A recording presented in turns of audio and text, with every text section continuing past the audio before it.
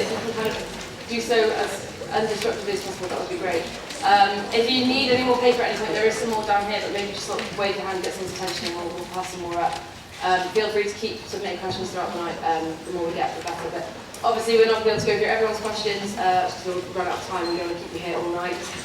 For the part-time officers, one question per candidate for the floor will be taken. For the full-time officers, we'll see how much time we've got, but it could be between two or three, depending on how much time we have to ask the questions. So, the positions that are available in this year's elections are as follows. And this is the order as well that we'll be going through the candidates' questions this evening. A number of positions are uncontested, so not uncontested, have only one person running for them, so it shouldn't take us too long to get through everything. So, the first position up for testings is the Ethical Environmental Officer, so could please candidates for that position come and take a seat in the front.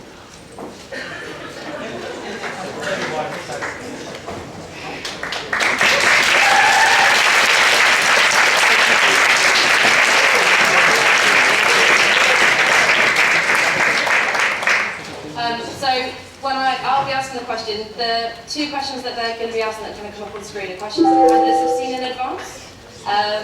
And then obviously we'll invite questions from the floor.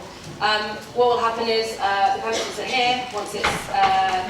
Once the question is asked, they can come up and use the microphone if they wish. You don't have to, you can stand there if you'd rather. And answer questions on the screen. When there's multiple candidates, the order will change per question to kind of switch it up a bit and make it as fair as possible. Okay? So, your first question, as you've seen, is, unlike the other PTOs, an ethical environmental officer doesn't represent a particular demographic of students, but rather the ethical environmental interests of our entire student population. This makes building an association like the Women's Association or the LGBT+ Association difficult. How will you ensure that the work you do and the campaigns you run are in the students' interest? Hello. While it could be seen as a disadvantage, I'm not entirely sure it is, because there are plenty of societies which are clearly related to this topic, such as People on Planet, who I've been talking with, and there's UNICEF and Amnesty International and societies like that. So I don't think there's any lack of students who are passionate about this. Clearly it's something which many people and students are really involved with already, and hopefully I can get those guys together and make a cohesive movement.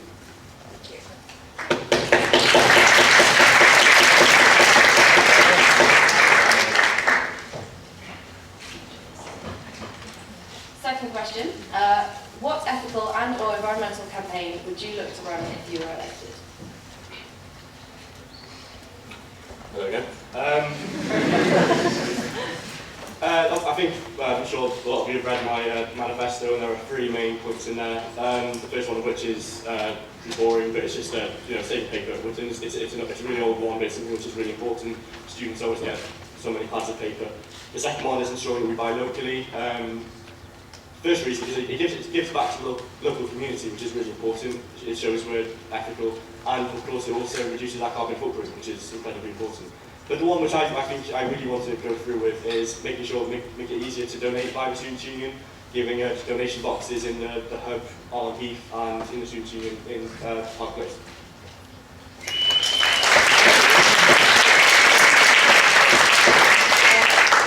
So we have had one question from the floor. It hasn't been specified for a position, so I'll use it for this one. Can you justify and explain your most controversial policy?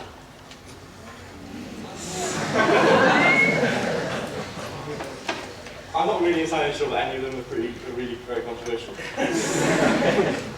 If someone can give me an example of a controversial one, that would be great. I don't think anyone's controversial, so I'm going to have to leave that for you to discuss.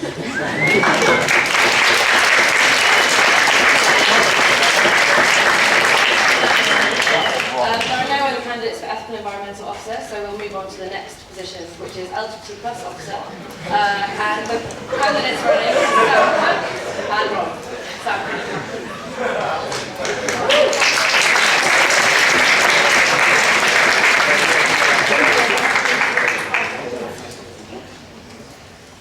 So your first question, in your opinion, what are the 2 main issues facing LGBT+ students and what would you do to address them? The first issue I've decided is erasure of identities. That's like by erasure is where identities are either ignored or doubted. There's lots of identities within the umbrella which people just don't believe in, which is weird. And we want to run more awareness campaigns, get more people to know more stuff about these identities. And also coming out, especially at the start of university, is the most terrifying thing in the world. Many people, this is their first time coming out, and I just want to help support them as much as possible.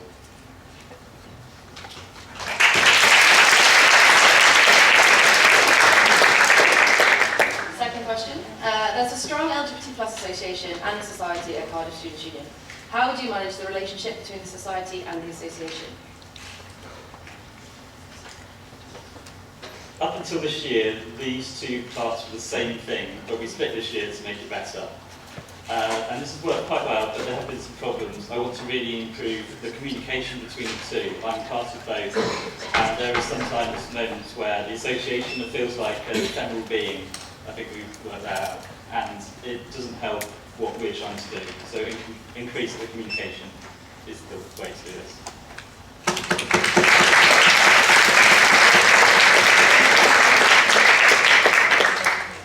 Perhaps the person who submitted this can help me because I can't quite read the last bit, but it still works as a question, but if you can shout out and end it for me, that would be great. So how would you tackle abuse from inside the community, which includes something? That's the word I'm missing. Sorry? Okay, if you answer more generally, how would you tackle abuse from inside the community? I do think that as people who are LGBT+, we sometimes believe that we do know everything about LGBT+ issues, but we're only ever coming from one person's perspective.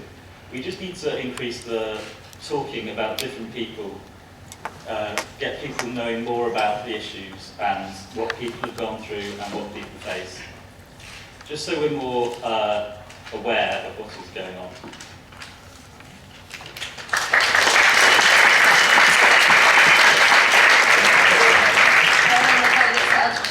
So we'll move on to the next position, which is Welsh Language Officer.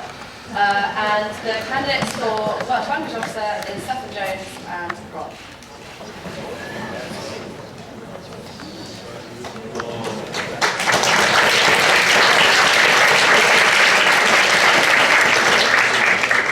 So, first question. At AMM, it was voted to change this role from Welsh Students Officer to Welsh Language Officer. If successfully elected, you would be breaking new ground and setting the benchmark for the officers that come after you. With this in mind, what would your main priority be in shaping this role? Yeah, as you said, so AMM was significant for two reasons really. We had the changing role of the Welsh Students Officer to the Welsh Language Officer, and we also had the bilingualism policy passed. And I think these two changes signal really an important change in attitude and a change in the discussion surrounding language within the union. Because, for two reasons really. There was a realisation that Welsh speakers were not being adequately represented. And I feel there was really a real desire shown then to change that situation for the better. So I think... Sorry, I have to stop there. No.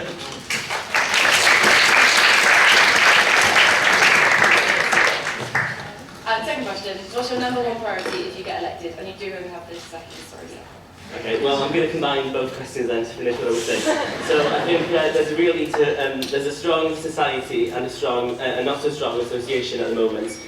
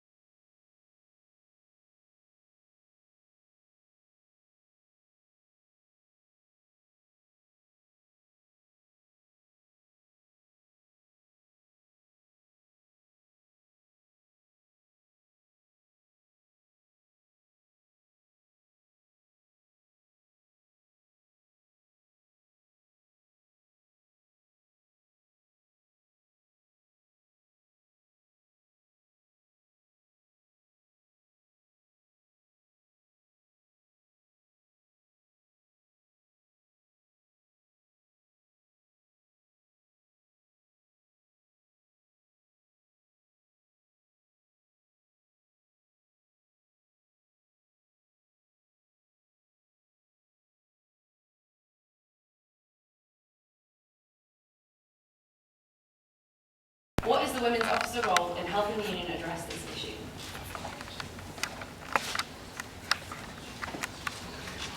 Hi, well, the women's officer basically represents the needs of female students. I think it's really important that people hear a female voice from the SU, and hopefully that will encourage more women to get involved. And I think that the whole gender balancing act on the Student Senate next year is a really good step in the right direction.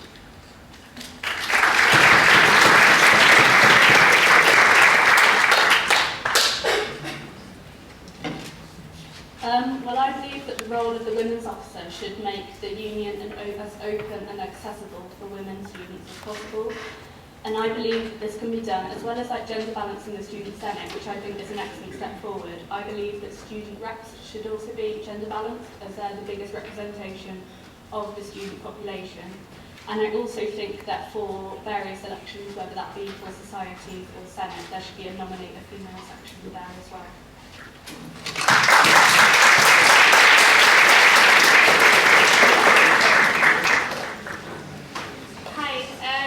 Well, my key goal as women's officer is to let people find their voice.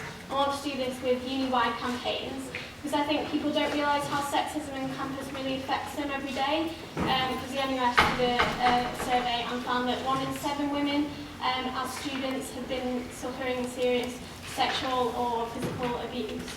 And this needs to change, and that we'll do through knowledge. And as knowledge increases, then people have the confidence to speak out, and that will boost representation.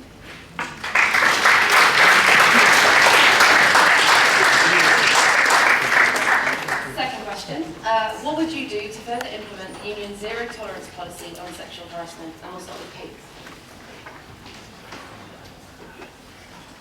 Again, I think knowledge is the key.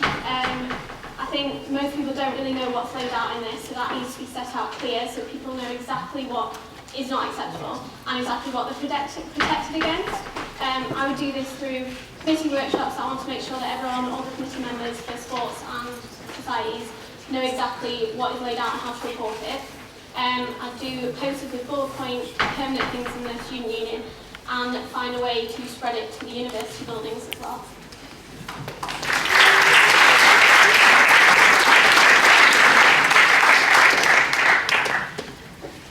Take a seat quickly, like people shuffle up and stuff. I'm going to make some room for people.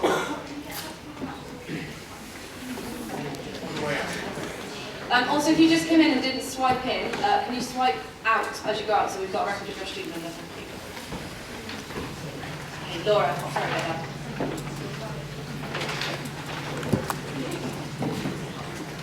Well, I believe that the union should further implement the policy of zero tolerance by simply raising awareness of the policy. It's amazing how many students don't actually know that there's a zero tolerance policy against sexual harassment. And so I think that should be done by general promotion, via posters, via an actual campaign, and also to actually target freshers in Freshers Week. Because freshers, it's the first time that they've had that freedom and they may not realise what behaviour is and is not acceptable. So I really think information should be targeted at them and provided for them. And it will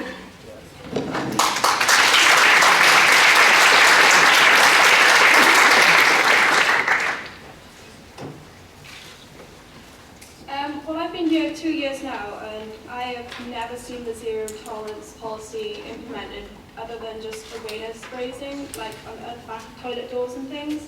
And I feel like there needs to be more done. I would like to see bar staff and bouncers trained to recognise signs of sexual harassment.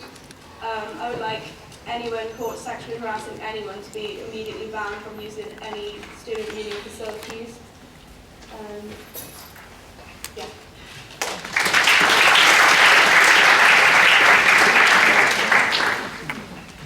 Okay, we have a question from the audience. I can read this each time if you want to remind them before it's your turn. And this time we'll go Laura, Kate, Amy. Okay. So, some people argue that the women's officer is an outdated office which is no longer needed today. What would your argument be against this?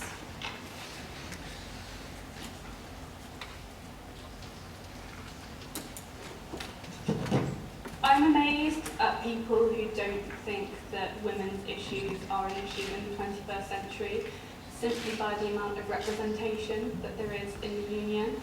I mean, Carrie got elected for president and she was the first female president in 10 years. And sheer the amount of female representation in the union is ridiculous, considering that nearly 60% of people who go to Cardiff are females, and yet it's way under 50% of people who are who actually do participate.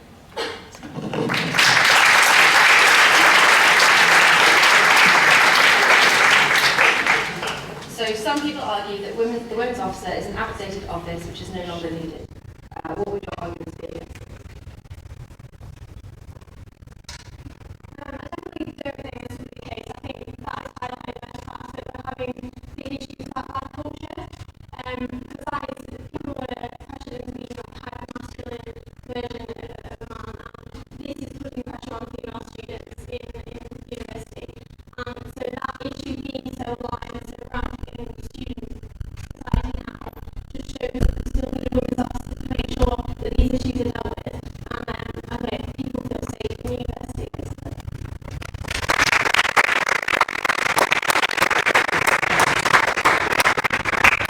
So some people argue that the women's officer is an outdated office which is no longer needed. What's your argument against this?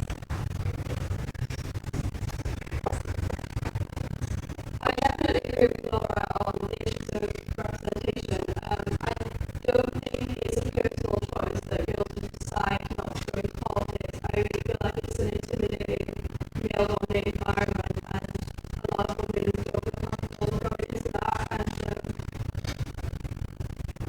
yeah.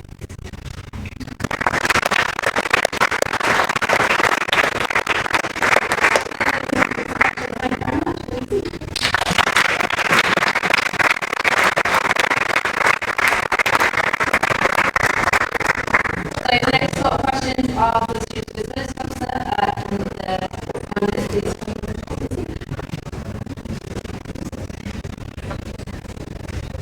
So, first question. In your opinion, what's the two main issues facing students with disabilities and what would you do to address them? Disability comes in two forms, seen and unseen. Last week, I was in the students' union and there was a student in a wheelchair who couldn't open the doors of the lounge to get out. I opened the door, obviously, but what if I wasn't there? What if no one else was there? How would she have got out of the union? So I thought maybe we should have more lifts placed around the union and also automated doors so that the people who are in wheelchairs, they can get out easily. In addition to this, there's a stigma around unseen disabilities. I think we should raise more awareness about them.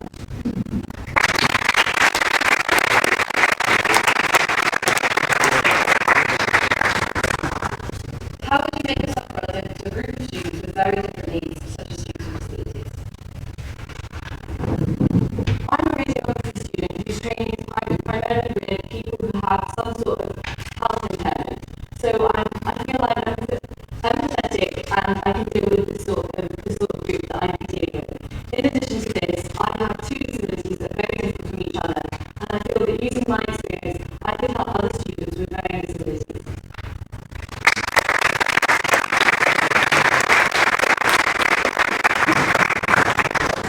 And we've got a question from the floor. It is often difficult getting students with disabilities to engage with the association. How do you plan on engaging students? I plan on engaging students by raising more awareness in the society and working with the society's officers to raise that awareness. I also plan to work with the Black and Ethnic Minorities Officer to raise the awareness in ethnic minority groups, as often they feel like they can't go and talk to someone.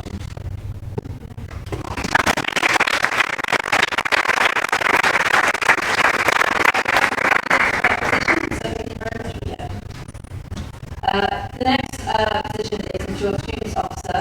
Unfortunately, we've had apologies from Jonathan Gill, who can't make it tonight, and it's because of educational commitments, so just let you know. So we'll move on. To the International Students Officer.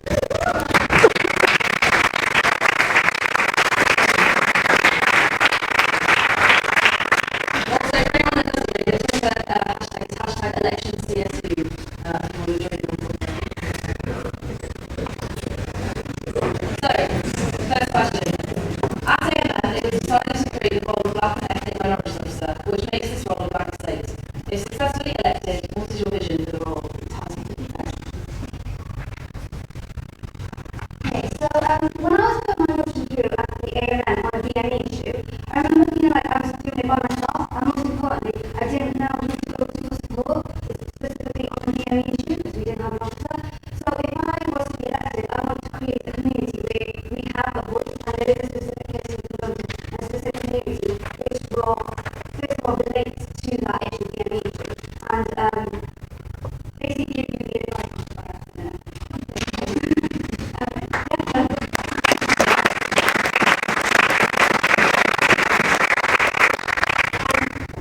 My vision for this role is comprised of targeting three main areas: awareness, activities, and health and well-being. Awareness. Since this is a new role, we don't actually know the issues that face BME students. So my campaign is based on an anonymity, where students can voice their problems confidentially and anonymously. Activities. More than 69% of BME non-participants want to take part in sports but don't. Why is this?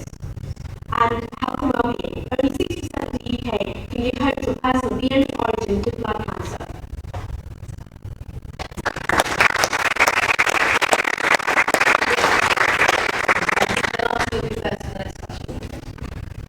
In your opinion, what are the top two issues facing Black students and students of minority ethnic backgrounds, and what would you do to address them? Coming to university for any student is about our social as well as the educational experience. But from the point of view of a BME student, the social experience depends on cultural awareness, the cultural differences, and cultural acceptance.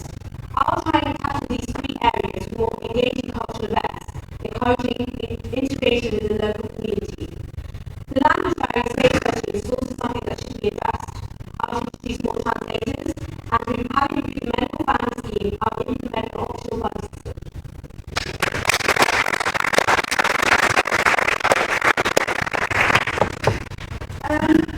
The biggest issue is a lack of representation of BME students at the currently on the student senate, there's I think 3 BME members and the only ethnic minority women. So I want to encourage more ethnic minorities to run in elections by talking to one-on-one building societies and things like that. Second one is the lack of student voice. After I passed my motion, I had students coming to me saying, oh, I'm so glad you did that, and what needs to be done. So I just want to, if I get elected, I'll be part of that, and I can talk to and reach out to all BME students and pass my motion.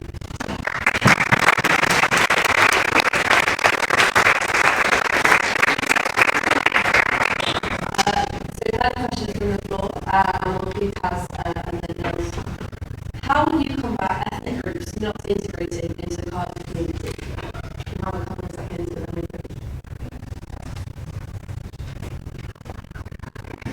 How will you combat ethnic groups not integrating into the Cardiff community? I think it's all about just, for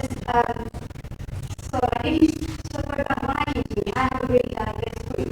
So I think if people see more people integrating other groups, it encourages them more. For example, when international students, they tend to stick to their own group because that's all, not that's all they know, but if they see more people actively integrated, then they're going to want to do it. So, yeah.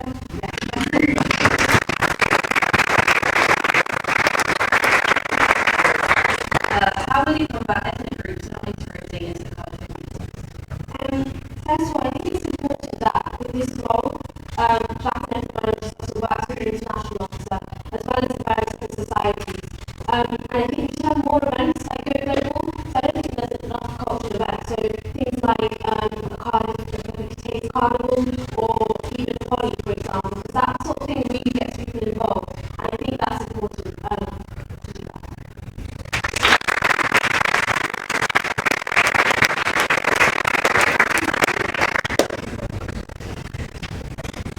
So, moving on to the full-time officer positions. So, more candidates will be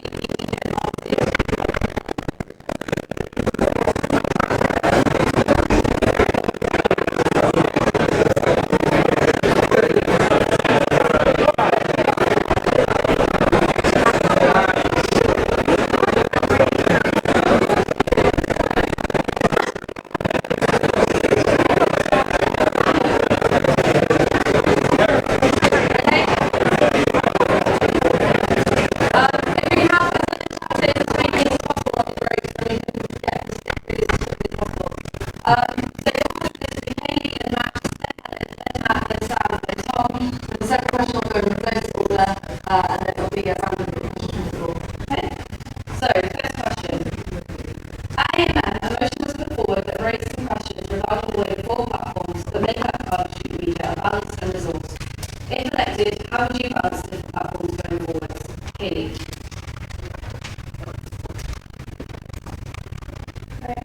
So I propose this, the promotion that I mentioned. I feel like something needs to change in student media. At the moment, the world comes with editorial diary. There are three platforms that need equal time put to it. And so therefore, what I want to do is to step back from diary and put more time and support to the other three platforms and help them with advertising, with everything they're doing, just making sure that more people know what they're doing rather than just diary.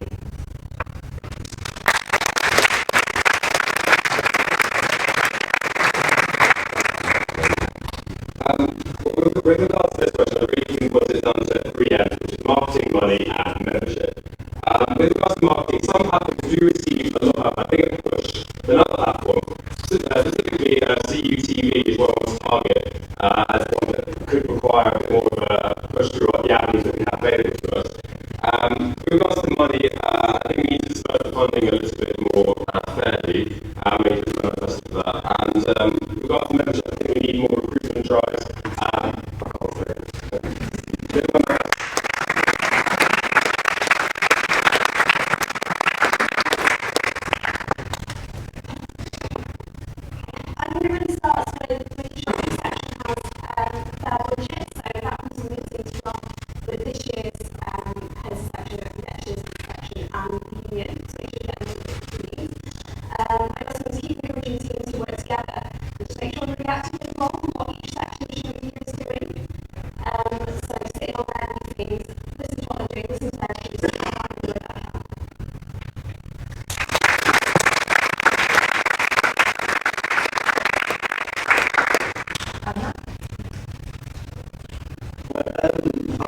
The best way to integrate all four sections of student media to make like big push for online content, get online editors to update each section on each website, send all the examples as well, and targeting for all student media sections, have integration store, like half-fledged or express, for example, and like really push for that. And all of it is seen as student media, not just the four sections, so the integration is fantastic.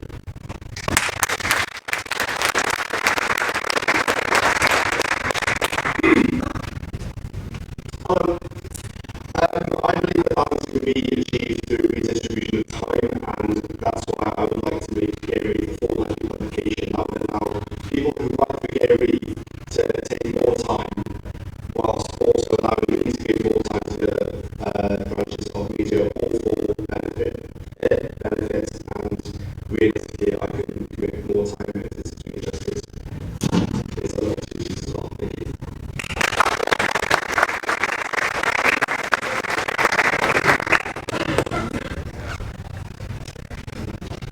Obviously it's quite difficult to what we're doing here. But just I am passionate for autonomy within sections, because of the skills and stuff that the heads of sections need. Having a cornerstone diary being a fundamental advertising revenue sort of draw. So my sort of thing is to really push print, and because we've got fixed costs in print, all the extra advertising revenue would go into the other sections. So by getting our to every single student house, advertising revenue increase, and then it'll run.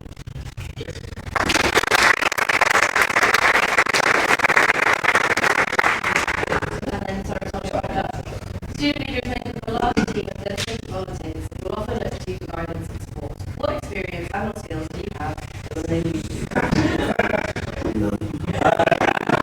It's been a massive learning curve this year.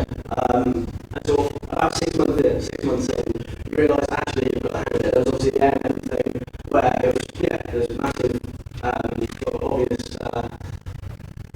sort of things I've learned and taken on board, and so I feel really active, really hit the ground running, use this year's experience and start. Has it been?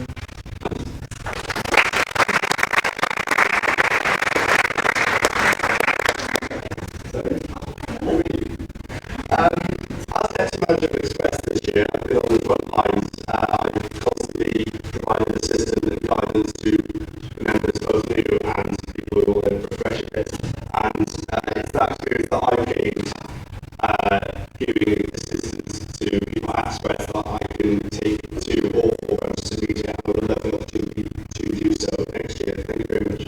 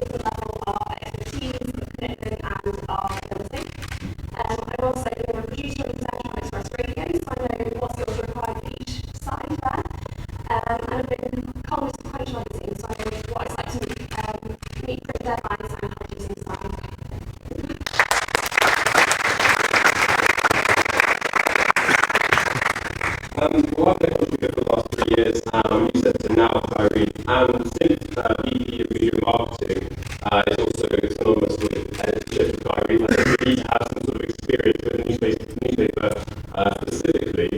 I'm only one of 2 candidates that has that experience back in the day. Also, I've had experience with the Express and TV, well, I've seen how they work, and I know how the positive operates.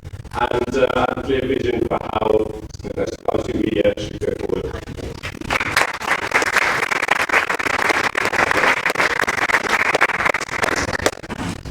So I've been a volunteer in TV for the past 3 years, and this year I've been taking control of CTV.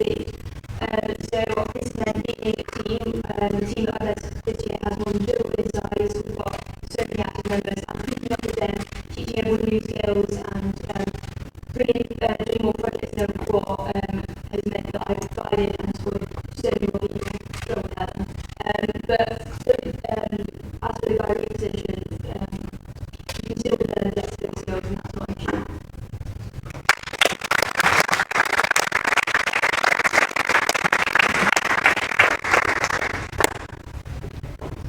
Okay, so we've got 2 questions for you from the floor. The first question, it'll be Max, then Sam, then Kaylee, then Tom, then Helen, then Matt.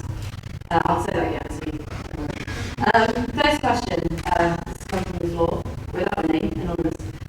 Do you honestly think Guy Reed in its current form is the best form of advertising?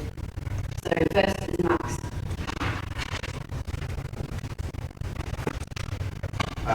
Best form of advertising for what specifically I would ask. I mean, we have adverts in the Guardian that are essential for the running of the newspaper, and they don't take up a large percentage of the paper at all. I mean, would advertising go to the paper or would it? It says In the Guardian, that's what I'm asking. Well, it's very difficult to answer without specifics to the question, sorry. I would just say the advertising we have in the paper at the moment is perfectly adequate and we have the right amount of place.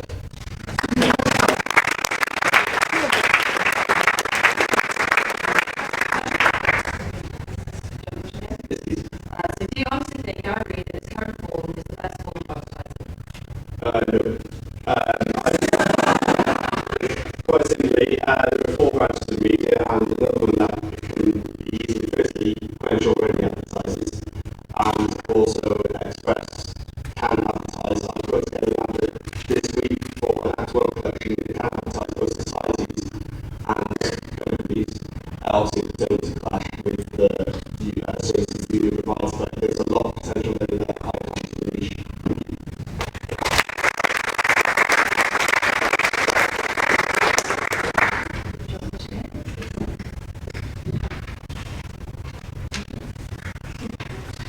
Do you honestly think Guy Reed in its current form is the best form of advertising? I don't necessarily think it's the best form, it is a good form, but like Sam said, that we do have 4 platforms and we need to utilise all of them in terms of advertising in order to make money and also advertising for society and sports teams. CUTV's got a great platform for society and sports teams already. We do great good things, as does Express, and we get more and more viewers, listeners, readers, which means that working together is the best way to do it rather than just going in one.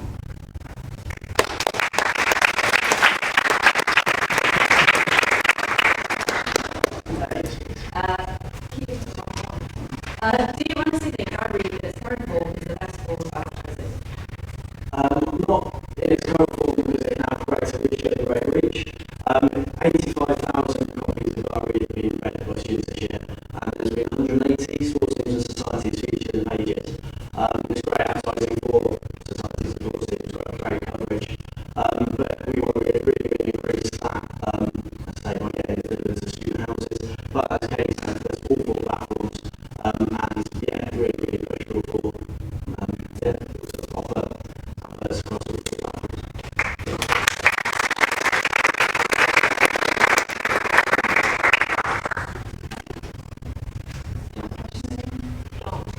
Do you honestly think Outreach in its current form is the best form of advertising?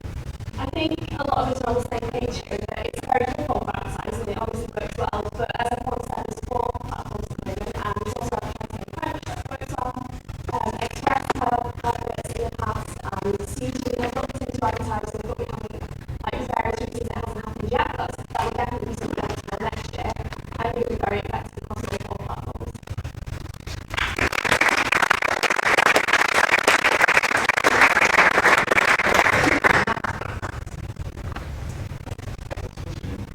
Do you honestly think Outreach in its current form is the best form of advertising? On this way to start, the questions all mentioned earlier, but like I said, not all the platforms of streaming media to really push towards an online presence, having media online presence next year. I think that will be a massive platform for advertising. It's good for advertising, but we've got other platforms as well.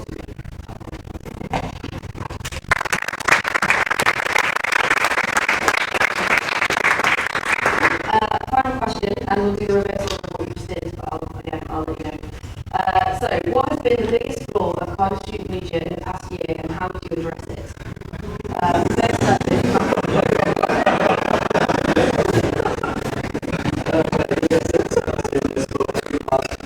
Not much online presence at all in the past year, and we really need to push for that next year.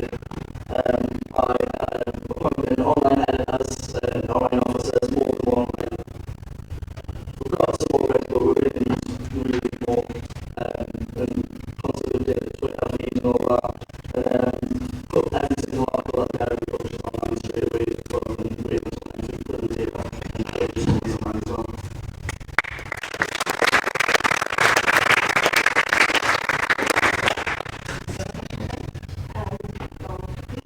What has been the biggest flaw of Cardiff Student Legion in the past year, and how would you address it? I think the biggest flaw is like talking to students themselves who don't actually get involved in student media but want to read it or watch it and listen to it. So I would address this by doing more activities and things that students can get involved in. So in the past we've had festivals, we proposed a club night at the start of next year that would take part, at the start of last year for this year's freshers. Basically like a club night association with top student media, which we would sort of have events on there. I think that would be a great way to engage students, so things like that, great advertising.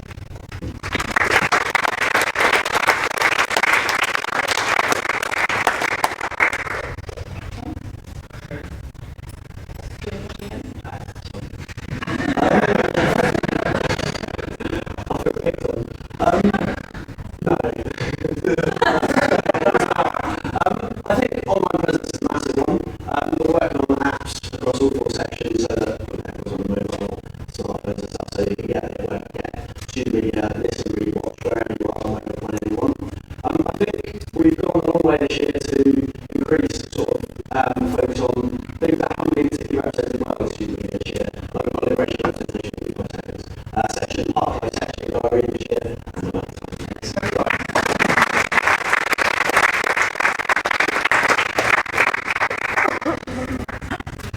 So, what has been the biggest flaw of Cardiff Student Legion in the past year, and how would you address it?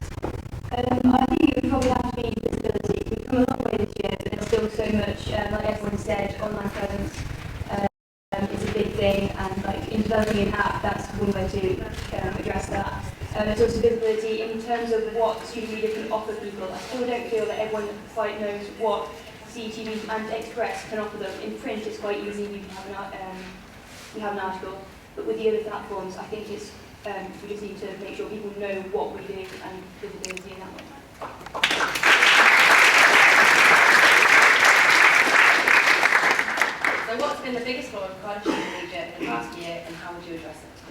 I think the biggest flaw is about how we have acted as a service to students, given that most societies and clubs don't get funding from the union, and we do. We are here to be a voice and a service to students, and I don't feel like we've achieved that this year as much, although we have achieved some things. We can provide more of a platform for students and clubs and societies. We can be a service to you. Thank you.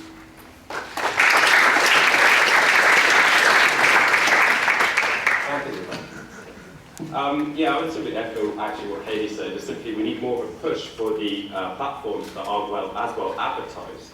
CUTV certainly is quite a young platform, and it's only been around for a couple of years, and it really hasn't had the time to develop. And that's largely because of the marketing, the lack of marketing that goes behind it. The radio is similar. I just don't think enough of our students across the university are actually aware, and it's the best way to get contributors as well. We need to push basically these platforms. Thanks.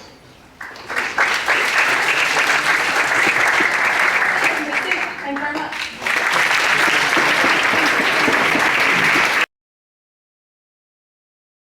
Next position for Youth Societies and Campaigns. So if you have a panelist, please take a seat.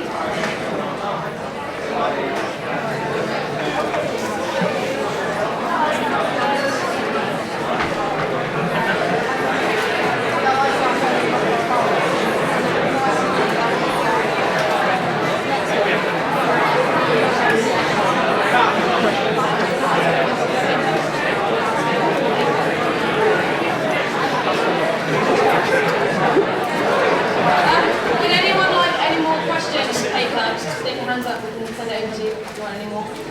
We haven't had any questions submitted to the Heath Park campus officer yet, so if you're a student studying at the Heath or Heath-related course, it'd be really useful if you could submit questions on that. Thank you.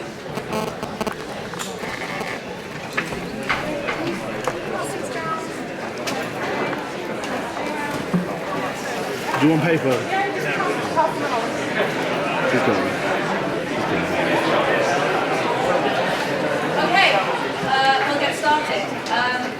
So the order for the first question will be Emily, Nathan, Stuart, Simon, Aaron, Bryony and Barnaby, and then we'll do it in reverse, and then there'll be a randomised order for questions from the floor.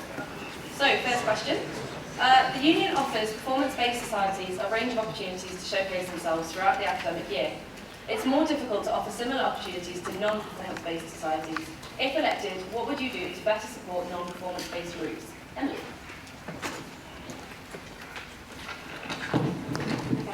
Hi, I'll begin right at the start by developing the Freshers' Fair so that societies can target more groups of students, such as instructor mature students or postgrad students, just as examples of groups.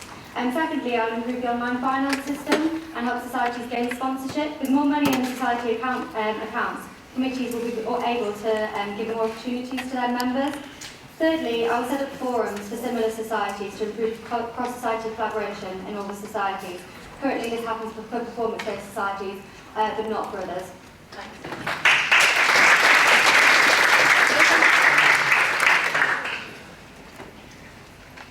Hello, I am fully aware of the difficulties of advertising for non-performance-based societies, the trouble to get their brand and their name across. I'll improve the Freshers' Fair. I'll try and introduce more refreshers fairs and even introduce some more taster sessions. Better advertising throughout the university for course-based societies I think is really crucial, as only 20% of people join these course societies, and better connection with the student media lot, better connection with them for advertising.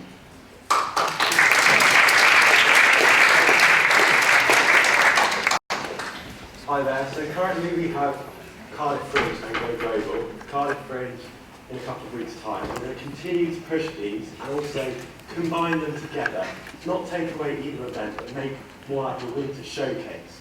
I'll have a mastermind festival where course-based societies can club together and take part in like a quiz or something like that.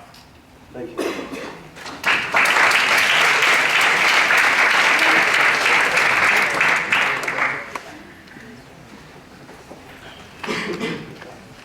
One of the main points in my manifesto is to try and develop connections between societies and the universities, and I feel it should really help non-performance societies as well, because it allows them to make connections with the universities, mutual interests, and bring people in, possibly have guest speakers, to really offer something back to the society, back to the students and people who want to join societies, and really bring a proper solid incentive to want to join them.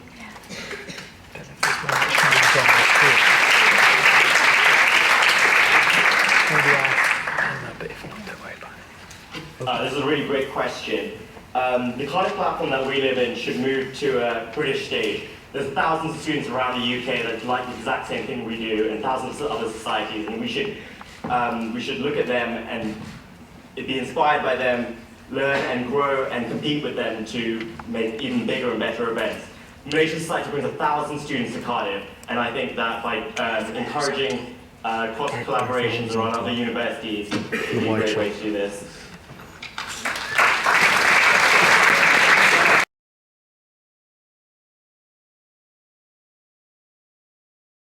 Also work on a freshers fair to make sure people know what's available for them, especially their course-based society, because they need a lot more engagement. But I think the achievements of the non-performance-based societies themselves should be recognised, because if a society is proud of something, why should they not be recognised just because they don't perform? So I would offer rewards for societies that have made the most improvements, such as improving sponsorship or increasing their membership numbers, so that they feel recognised as well. Thank you.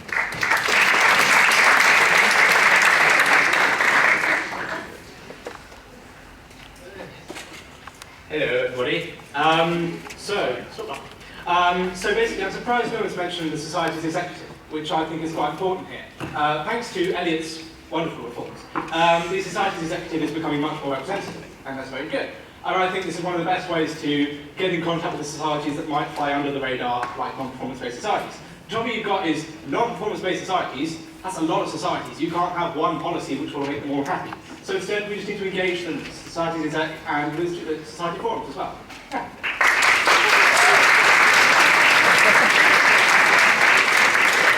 Okay, second question. The Students' Union has over 160 societies with very diverse and often opposing political, cultural and ideological views.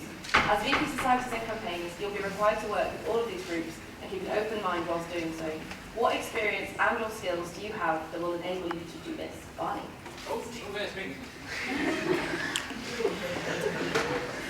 Okay, hello again. So, first of all, I've been on the Society's executive for 2 years now under 2 different offices, so I've watched 2 different people grapple with this problem. And so I think that's a pretty good experience. I've also been Vice President, President and Treasurer of different societies around Cardiff. So I think I've had quite a good amount of experience here. In truth, I think once again the answer lies in constant talking. There is no shortcut here, people. You need to talk to the people in societies, and only then will you find out what they need, because they know how to run a society better than I do. So that's really what I'll be doing. Yeah.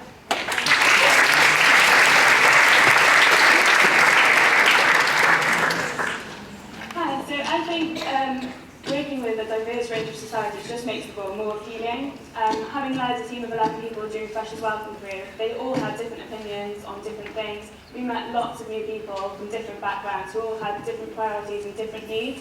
So I think this experience has enabled me to just listen to people, understand what they need, and take all views into consideration when making decisions. Thanks.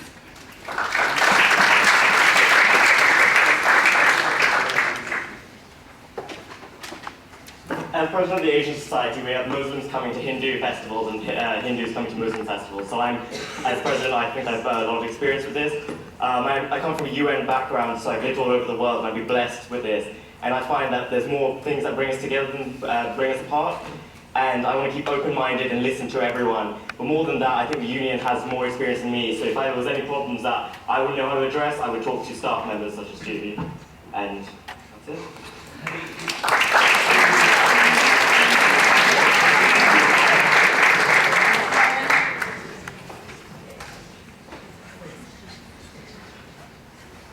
Through my studying, I've been able to gain access to quite a few different cultures. And working as societies officer, I really look forward to having the opportunity to work with these cultures more and learn more about them, what they do. And then obviously, I've been on committee this year, and as people on committee know, there's quite a bit of infighting and a few discussions that go on. And I've had good fun trying to mediate those and trying to find the best decisions and the best outcomes to work to get the best solutions for everyone, really. So yeah, I've enjoyed doing that, and I look forward to doing it more in the future. Awesome. Thanks very much.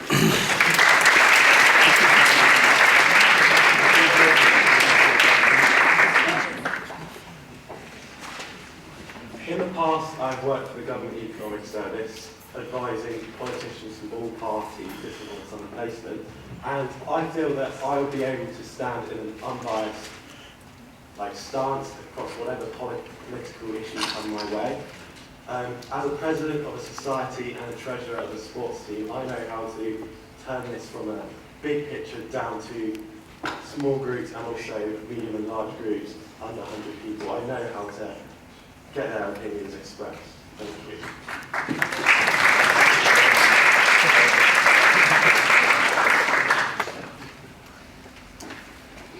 Hello, I've been the president of the Variety Society this year, and also I'm a captain of one of the IMG football teams, and this has involved a lot of diplomatic approach and being quite good with people.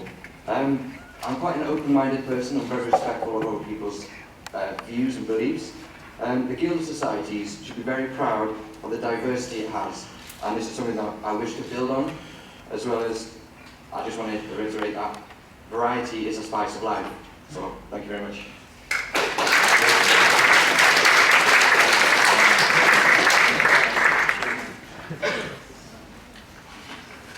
Hi, I think we've heard from everyone that listening to people is the most important thing. Last year I worked with a team of people across the UK and helped develop a new business. Listening and working to inspire the opinions of this group of people was an invaluable experience. This is the experience I used last year as a production manager. I was working with people to produce a show. Finally, as president of Act One of the largest societies in Cardiff, I work with people day in, day out. This is what I do. I think my greatest asset is listening to people, which would be invaluable in this job. Thank you.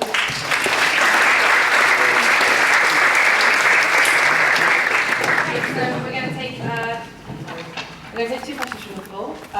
The order for the first question will be, this is complicated, Stuart, Bryony, Nathan, Simon, Emily, Aaron, Barney. There you go. Sorry, I'll read that again just as we go along. So, first question. What's your feelings about the current society's tiering system and what would you do about it? So, first up for that is Stuart. Well, this year I've started my own society, and I feel that a one-tier policy across all societies isn't fair representation. I will work with the society executives that this year will be changed to one per different sector, so one for course-based, one for performance, one for activity. I will work with them to find out what suits the needs of all these different parts in society's range.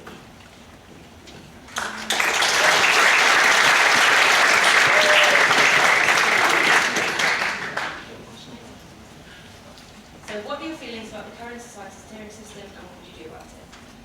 Okay, well, as Stuart said, it's hard to find a one-fits-all for everyone, so it is important to listen to all the different types of societies. I do think it's a good idea, however, but I do feel that more support is needed because those societies that are on bronze or less than bronze, I think they need more support. They may not know how to achieve silver or gold, so I think support workshops to help them reach their higher tier status is what's needed. Thank you.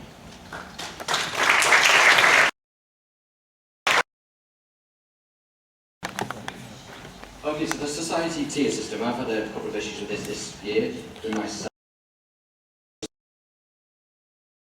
All the different criteria that we need to do, and I realise that this isn't the most appropriate way to judge a society as a whole.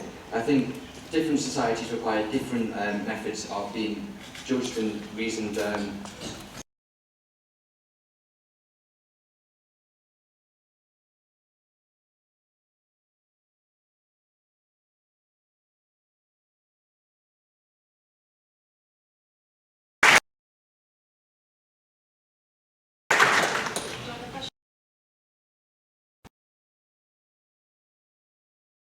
It's difficult to find one structuring system that you fit them all into. It's a good concept. I think it's really a good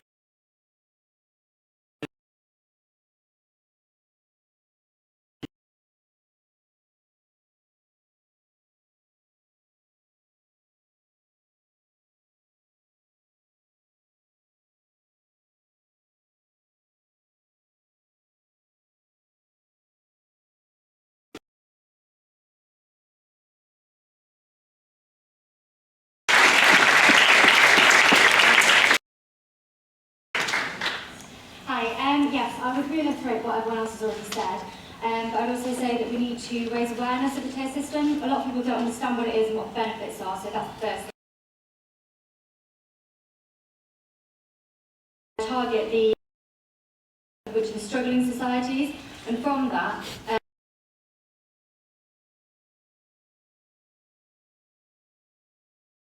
struggling, let's use that and make sure we can target them and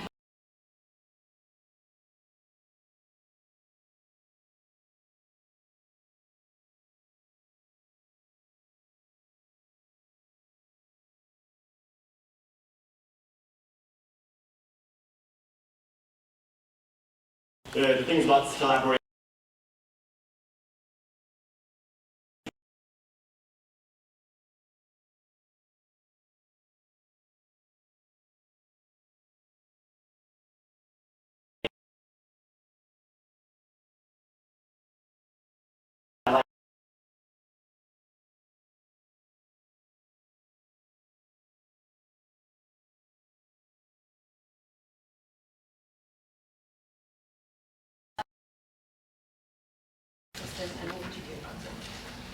Okay, first of all, I think it's great, but it does need, as we said, tweaking. I think, generally speaking, it's too restrictive right now, and I'm quite glad someone's asked me about my first manifesto point. I want to increase the number of criteria by which societies could pursue in order to achieve higher tier structure status, but without increasing the number by which they need to achieve in order to go up a tier. So there needs to be more ways in which a society can say, okay, how can we improve? If we're an alcoholic society, maybe we did need to have non-alcoholic sessions. It would rather prove the point, if you ask me. Anyway, yeah, that's what I want to do.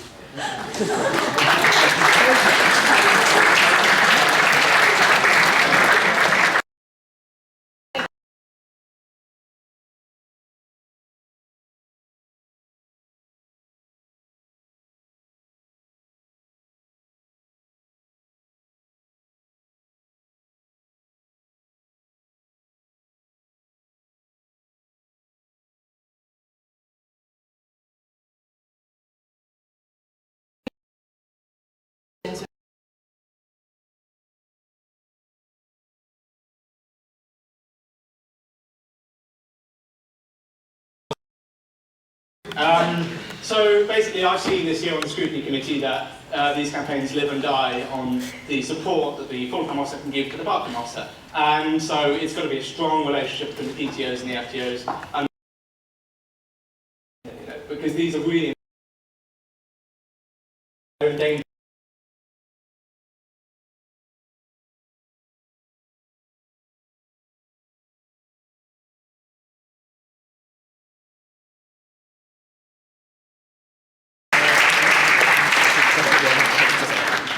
As Societies Officer, you'll be in charge of assisting associations with campaigns. How do you intend to do this?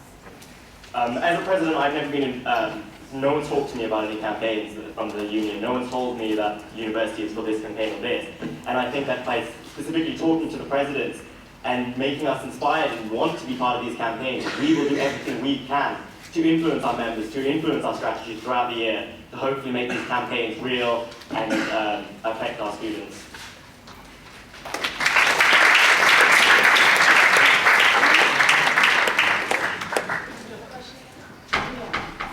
As Societies Officer, you'll be in charge of assisting associations with campaigns. How do you intend to do this? Okay, so at the moment, there's not much awareness about the fact that you actually can run a campaign. I don't know anything about funding that currently goes to campaigns, so I want to introduce to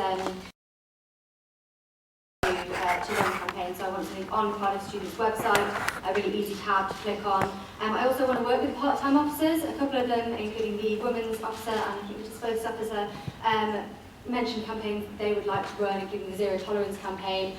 So I would sit down and have monthly meetings with the part-time officers. Thank you.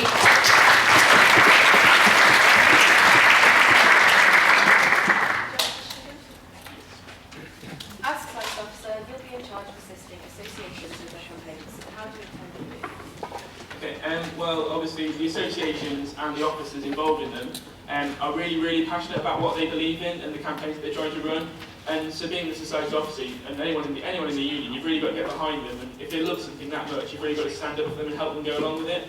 and therefore I will literally do anything within my power. If someone believes it that much, you've really got to support them and help them develop and have their dream achieved, really. So you've just got to stand up for them and work with them to get the best results possible. So thanks very much.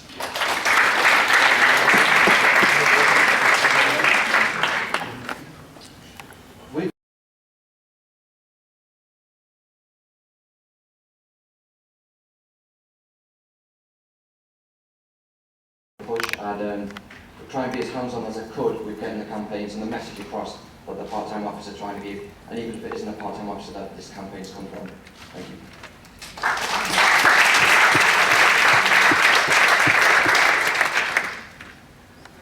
Brian? Okay, well, the title is Societies and Campaigns Officer, and I feel like a lot of the tension is put more on societies a lot of the time. So campaigns do need a lot more exposure and a lot more attention from the Societies and Campaigns Officer. And they work closely with the part-time officers because obviously they know a lot more about what they're representing. So if they want a campaign run, I would 100% be behind them with whatever they need and make sure they have all that they need to get the campaign done. Sorry.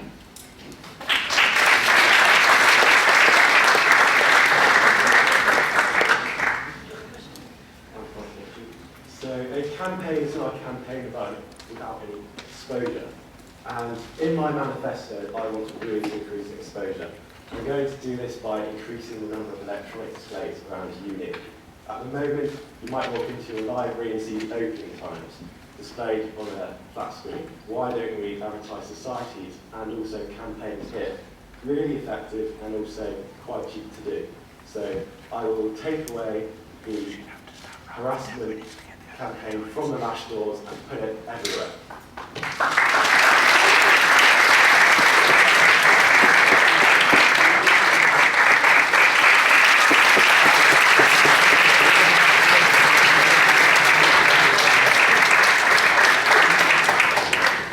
So, the next session is meeting sports. Any questions on this, please?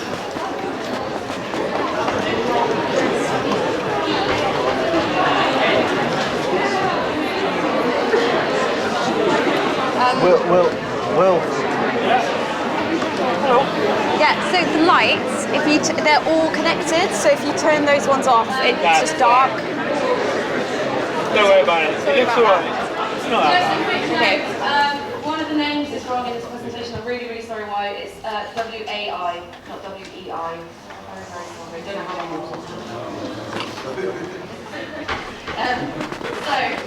the order of these questions is Bradley, Bryn, Jack, yes.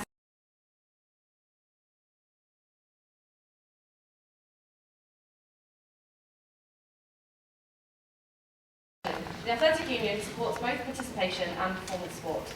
If elected, how would you balance and prioritise resources between the two? Brad?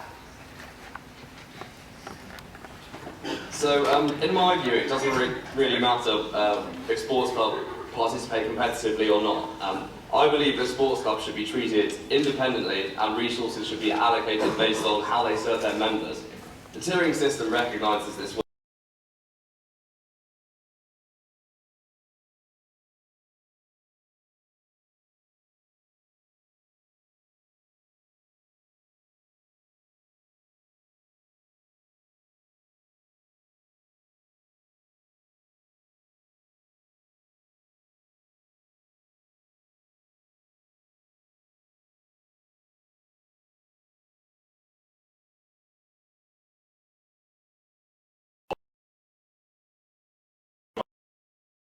Recreational sport is as well.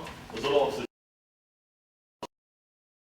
are much less likely to drop out from their course and are much more satisfied with overall uni life. So in terms of kind of balancing resources and funding, I look at kind of potential ideas such as rewards, like funding rewards for those societies that give recreational sessions as well as just competitive teams.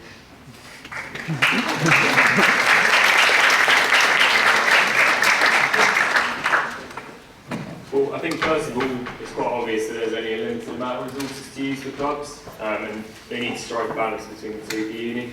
So I think traditionally the AU is only really focused on performance sports. However, this year more emphasis has been placed on IMG sport, and I think IMG has really benefited from that. With regards to training, I want to ensure that performance sports have at least 2 training sessions each week, one at their preferred time and location if possible, and also to provide a discount for IMG clubs to use university facilities. And yeah, I think something else. Cheers, guys.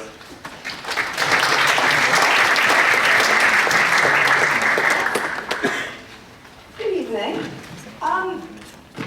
While it isn't very important to train hard to be the best, so we get Cardiff into the top 10 sporting universities by 2018, it is vital to allocate resources to all sports, recreational, to increase opportunities. I will endeavour to create a timetable that facilitates both. I will also work hard on budget allocations to ensure that all clubs have enough money to increase sport development. Thank you very much.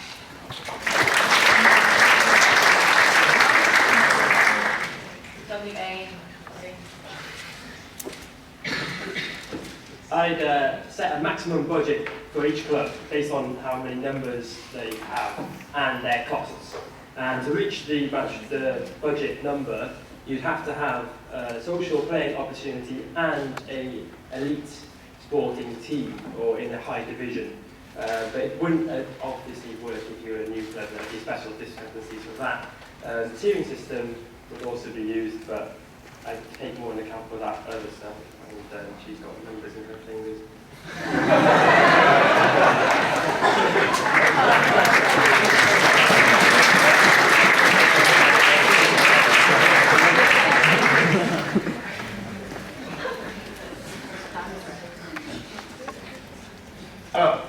For me, there is no difference between recreational and performance sport. They're 2 sides of the same coin, and I think equal time and resources should be put to managing each.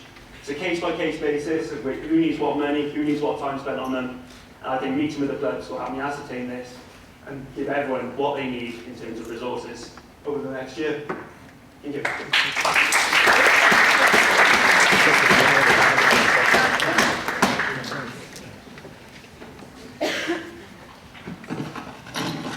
Yeah, I've been largely benefited by being Vice President of Ultimate Frisbee. This is a sport that balances anyway, recreational and sporting activities. We have to balance beginners tournaments so freshers get involved and they get the social side of the sport with our first team that just qualified for Division 1 of Bucks Nationals. So I've got the experience and I want to bring this into the role. So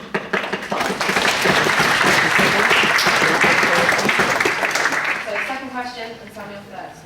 Sometimes the culture around university sports clubs isn't perceived to be inclusive of everyone. As VP Sports and AU President, you will need to work on ensuring that all clubs provide a safe and welcoming environment for students from all backgrounds. What experience and skills do you have that will enable you to do this? Yeah, only last week I attended an equality and diversity training session ran through the university for all sports. I was disappointed to see that there were such low numbers that attended this session. There was only about 30 in the room. It was impressive that we had this number, but considering some of the events we've seen this year, especially with, not pointing fingers, but the Cardiff Uni football team, we've had incidents that ideally I would like to see repeated. So I would like to make these training sessions mandatory to attend.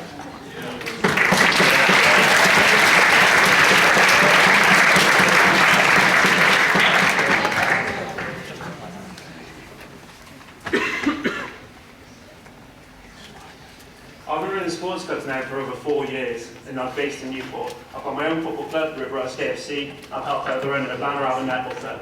We have people of all genders, ages, and ethnicities coming to join these clubs because Newport's so diverse. And I believe,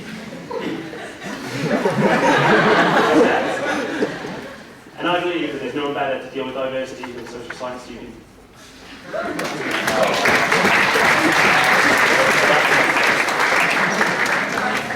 Against WA, not WA, sorry. Look, well, I'm not white or white British, as you can probably guess. And as I came to uni, I felt racism at first hand when I first trialled for a team. They couldn't pronounce my name, so they said that my name was to be Bob for the day. I've been in the committee for badminton for 4 years now, and well, we've got a lot of international students, a lot of races, and we all work out how to make it really welcoming for everybody. And more importantly, if I was AU president, just by having my presence, you should really give everybody a confidence of building.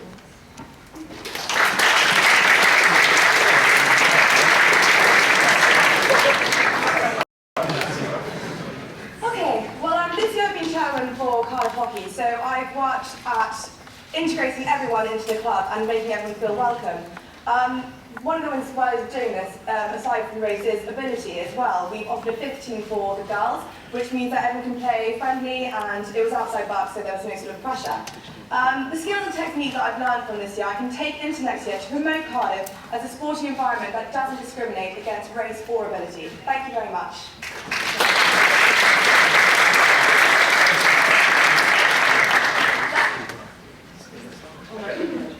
Yeah, so I've got loads of experiences within sport and coaching and everything. So one of the best experiences I've had was as a coach at summer camp in America. I had to look after children from all different backgrounds and provide them with support and encourage them to participate in the activities on offer. Currently I've got a coaching position within the University Development Centre, and I feel that the skills I've learned from this will be transferable to the role of AU President. I will just mention football quickly because I know we've had our problems this year, but what I would say is with all the members and everything, we try and incorporate everyone within the club, get into the socials, and yeah, so cheers.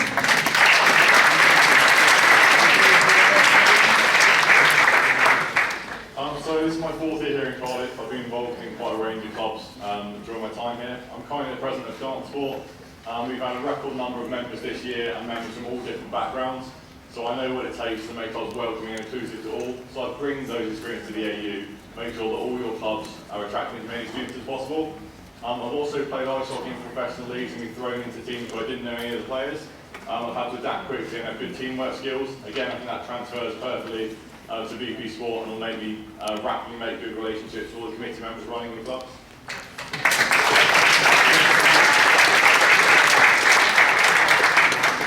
So my experience as lacrosse president and the equality and diversity training that I received from work where I work at Waitrose have given me the skills and knowledge that I need in order to invoke the inclusion of all. I want to incorporate training about liberation groups into committee training at the beginning of the year, so and also into the tier system, so that we are opening all our doors to everybody. I particularly want to focus on the Health and Sport campaign, as I really feel that this is something that we should be driving. I don't agree with banning certain events, but I think that if we give the right training, they can be safe and made open to all as well. Thank you.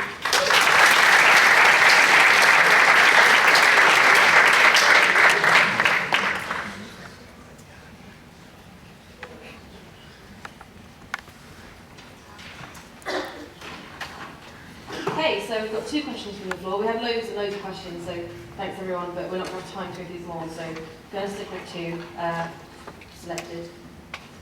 Right. First one. A lot of matches have been cancelled due to poor weather or pitch conditions. How would you propose improving this situation? And the order for the first question will be Zach, then Jacob, then Bryn, then Jess, then Brad, then Y, then Sam. So, Zach first. Well, I think this year has been quite obvious. A lot of games have been called off, not only at Lamb Rumney but also IMG matches. So, dealing with sort of Lamb Rumney first, they're opening 3G pitch up next year, sort of on a rotation basis with clubs to be able to play there when there are sort of adverse weather conditions. With IMG Sport, also just looking at an alternative to sort of Pontcanna and Blackware, so possibly using Taliban, the Astra up at Taliban, and also looking at other local facilities for them to use. Cheers.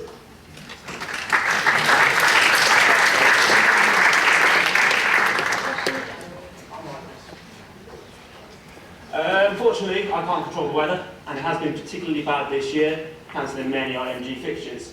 However, there is the new 3G pitch coming up, as mentioned earlier, and I'd like to think that we could book that out on a Wednesday afternoon for not just the IMG, but all our sports clubs to use. That'd be all.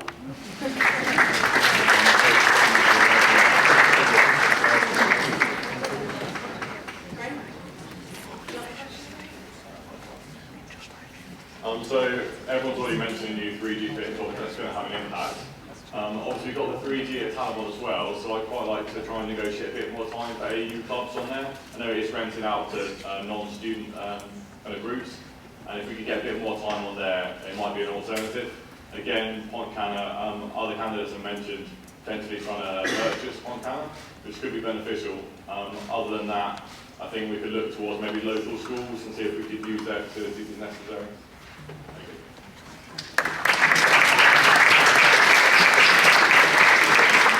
Okay, so I'm mentioned enough. I will, if elected, work to increase facilities for the future, not just for the next coming years when I'm going to be at Cardiff, but increasing funding for facilities, maybe creating more pitches and accessing more pitches, more time and resources.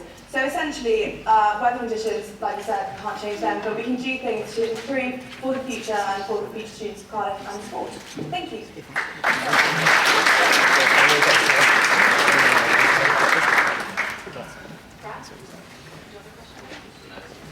I think one of the easiest things for us to do would be to make temporary pitch markings available. A lot of our facilities only have certain pitch markings, and if we have those temporary markings available, then that can be incorporated to all different types of sports.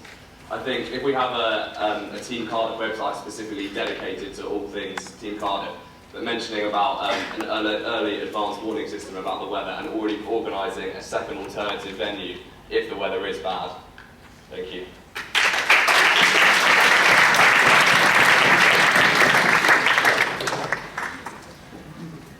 Well, I work in top 4 YC Sports on the road, and well, basically we supply 90% of the schools in Cardiff.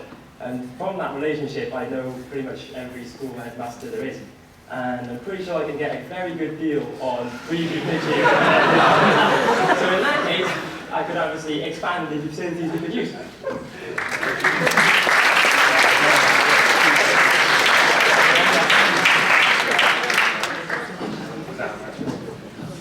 Yeah, I think it's crazy that we go to university in a city as large as we do, with facilities as brilliant as we have, and yet we're struggling to find pitches available to use. We've got all of these brilliant facilities that come next year, as mentioned. We've got the 3G fields up at Rumney, and the Astro Tally one. I want to make these available for IMG sides. I want to work closely with the IMG captains, something I've got experience of running my own team as well. So yeah, I want to work closely and ensure that there's always pitches available.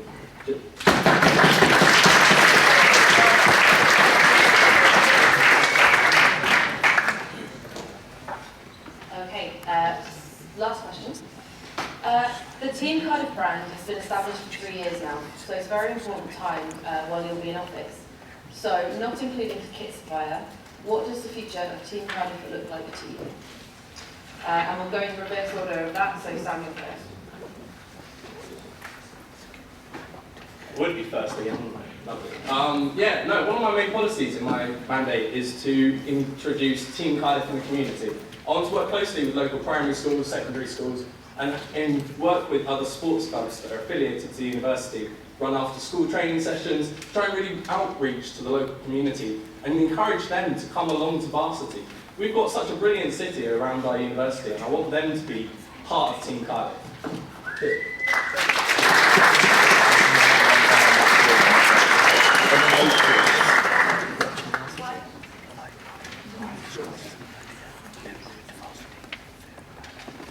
It's very difficult to mention kit here, obviously. I'm going to try my hardest, but with, like I said, with the schools and everybody else, in Badminton, as I'm president of Badminton at the moment, we work with the community and with Welsh Badminton Union to make sure we can try and feed some of their players into the club. We work with the sports divisions and everybody else trying to make sure they can get their way into the university, which helps with feeding things. With varsity as well, I think that could be really, really big. It just needs to be a bit more publicised to the public rather than just the students.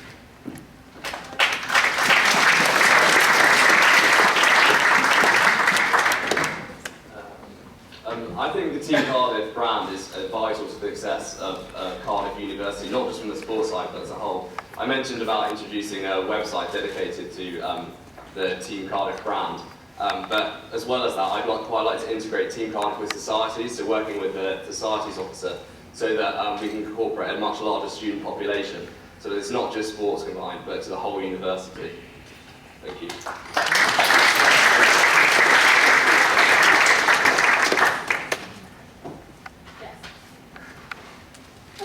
Team Cardiff is great, it's huge because it's such a massive sense of community. I don't think it should just be for sport. I think regardless of what you do, you are part of Team Cardiff. So I think one of the things that I will do next year is work with other societies, work with other campaign managers and make the Team Cardiff brand massive. Get everyone so excited about varsity, even if you're not part of the sports team or anything, just get excited, get everyone together and just make this community brilliant. Like it is already.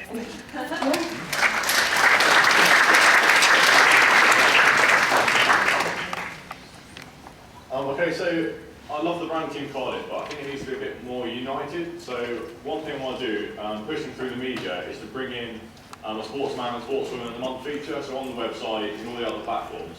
So you don't just know what's going on with your team, you know about all the other teams, so we can really kind of merge together and push forward as kind of united, kind of one push all the time. Thank you.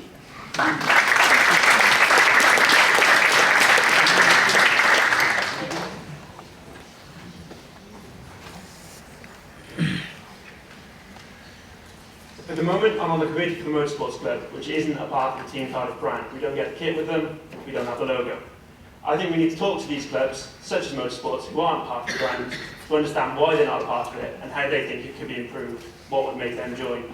I agree with what other people said about including the societies, the student media, and the wider Cardiff area in the Team Cardiff brand, because after all, it's Team Cardiff, not Team AU. Thank you.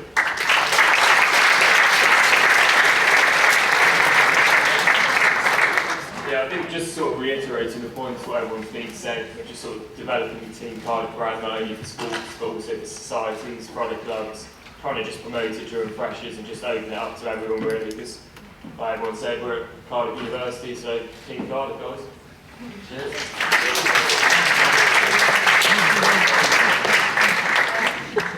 There was another question, but I'm not going to make you get an answer. Feel free to answer it on social media during the week. This was from Lash legend Binoc.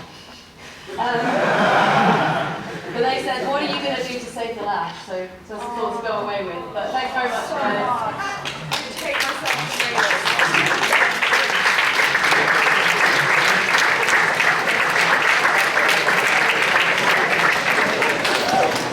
Next set of candidates, please.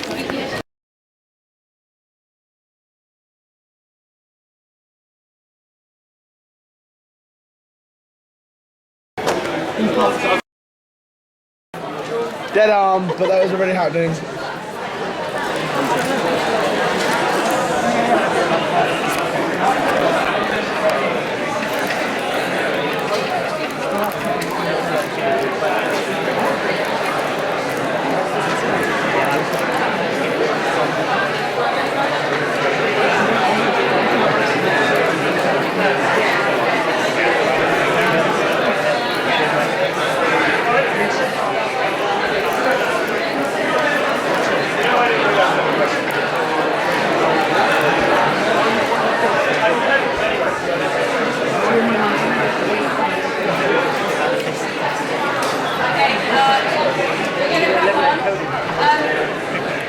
From now on, we're only going to take one question from the floor for each of the candidates, I'm afraid, because otherwise we're going to run out of time. And obviously, the next couple of rounds have a huge number of candidates, which is great, by the way. I'm really happy that education and welfare has seen a huge increase in the number of candidates this year, so that's really, really cool. And it is cool. So, first question. Sorry, the order for this will be Matt, Rochelle, Reese, Kerith, Bridget, Alexander, Lucy, and then I'll go backwards for the second question, and then we'll randomise it for a question from the floor. So, Matt, there are 28,000 students at Cardiff studying on different courses in different schools and at different levels. If elected, how would you ensure the Students' Union represents them all? Thank you. Well, at the moment, I'm currently postgraduate officer, which means I also have to represent quite a small, diverse group. I've been an undergraduate and a postgraduate at Cardiff, which means that I do have the scope which is required to, I think, represent everybody on an educational level. Thank you.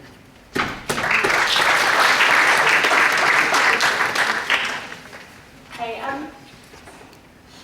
sorry. Okay, basically, what I want to do is I want everyone to feel engaged, I want everyone to know who I am, and I want everyone to know I've got an open door policy. I want complete transparency in everything I do, so everyone knows what's going on in my position within the education at all times. But most importantly, I want to look at student staff panels. I'm really lucky I come from a very, very strong student staff panel, but all issues pretty much can be raised from there up. So what I want to do is I want to look at all the student staff panels, and where some schools don't feel they're being represented high enough, I want to see what we can do to re-evaluate how that's going.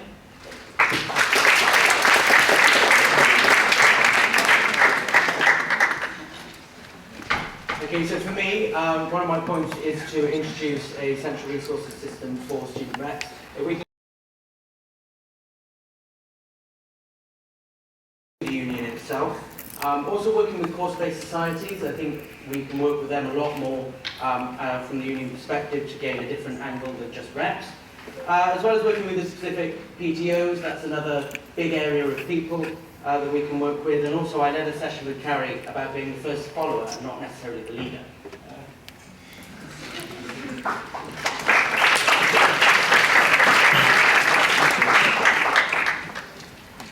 Well, for me, it's so important that we don't just focus on undergrads, because I think that's something that we tend to do. So I want to work closely with the postgraduate students officer and the middle students officer to make sure that I'm representing those groups of students. In terms of everyone else, I've been working really closely with the Education Executive Union, with the college forums, and with as many academic reps as possible to make sure that all Cardiff students have a voice, regardless of their course, their school, their college, their level of study, or for that matter, their age.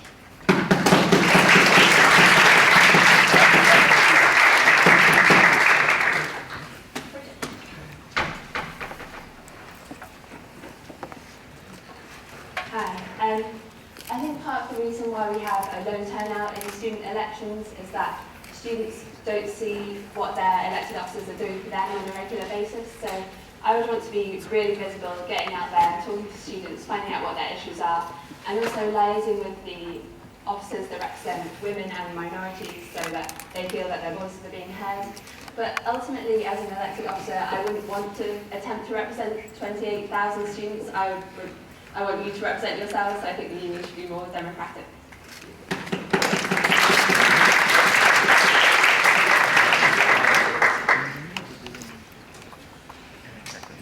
Hiya. It's Alex, by the way, call me that if you want. Firstly, I think this is a fantastic question, and it links nicely into my manifesto. The education officer represents the students to senior academics and things, and they ask them what the students think about reforms and stuff like that. And I just don't feel that the education officer knows. This year we had Speak Week and had 300 respondents, and there's 28,000 students in Cardiff. So I would like to develop that, make it a Speak Month rather than a Speak Week.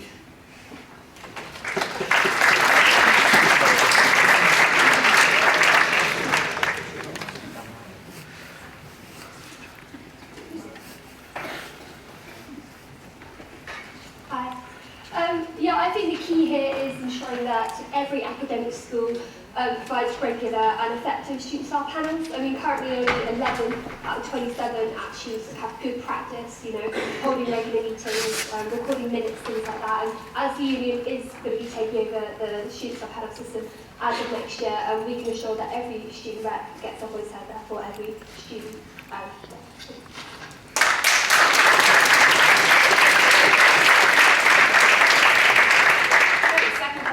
As Speaker Education, you'll need to build a good rapport with both academic reps and members of university staff in order to create change on students' behalf.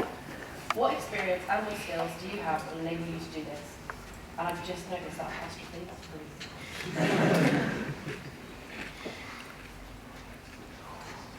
Hi guys. As well as being a student staff panel member of the education exec, I feel like a really good example of this is my position as a mentor for the Cardiff Award. For those who don't know, that's the university's official employability scheme, and on a weekly basis, I'm sort of the middleman between the award director of the university and the 250 students participating in the award. And so by helping students out with their difficulties and communicating that to the director and kind of implementing change and improvements, it's kind of the foundations of thinking.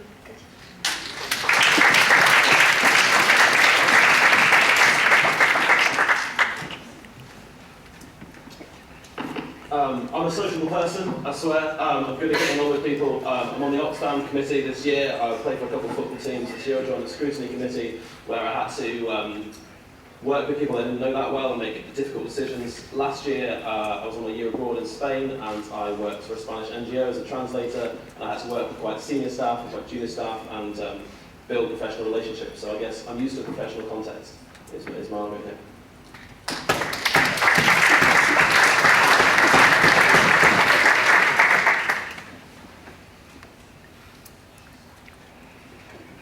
Hi, I'm on the committee currently for 2 societies, so I have lots of experience working with other students, running those societies, putting on events, etc.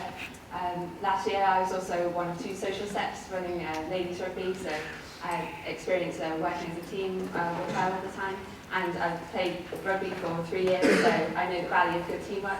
I've also campaigned on lots of issues affecting students, such as fighting myself with the Student Loan Company, and I volunteered for Women's Aid, so I know the value of good communication and accountability.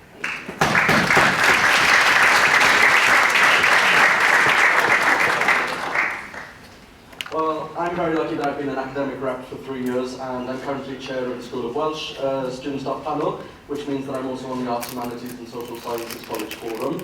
I'm also currently the Welsh Students Officer at the Union, which means that I'm a student senator and a member of the university's Welsh Steering Group.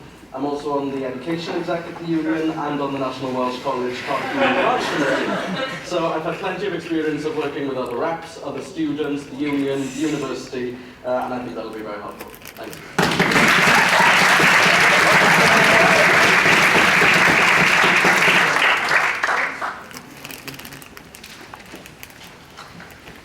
Like Kerith, I'm on about every other panel that you could possibly be on, and quite a few with Kerith. I won't list them all now, I'll let you read them another time on my Extend manifesto. But I also have a broad range outside of university as well as inside of university. Through charity work I've done, I've worked with alcoholics and drug addicts, all the way up to part of my job I've been working with politicians and senior judges. Can't always tell the difference, but that's beside the point. So I've had experience at Highlands University as well as outside, and I'm a good communicator. Thank you.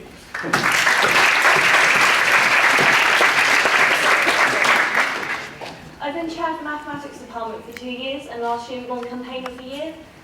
Pretty much all our work in Speak Week, and this year we did our own Speak Week, and I find it really surprising that you had only 300 comments for the whole week, whilst the math department itself had 100 comments. I'm also running a new campaign this year for Did You Know? For all the facts that students should know about university that don't. I'm very involved, I'm very passionate, and I believe everything the uni has to offer, because I couldn't have done anything I did about Speak Week or campaigns without the help they give me. So yeah, Speak Week education.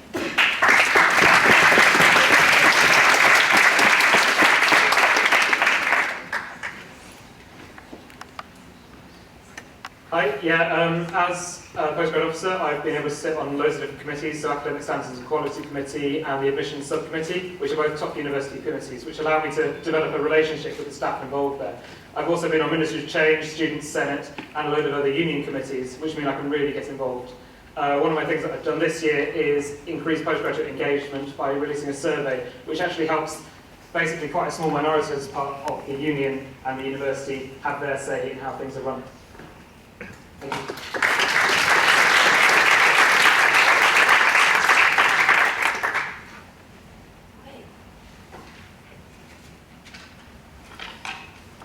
Okay, so we're only, like I said, we're only going to have time to do one question for the next couple of positions. So, your question is, how will you work with the societies officer to make academic societies better? And the order for this is... sorry, I'm just going to have to write this out because I haven't done it in advance.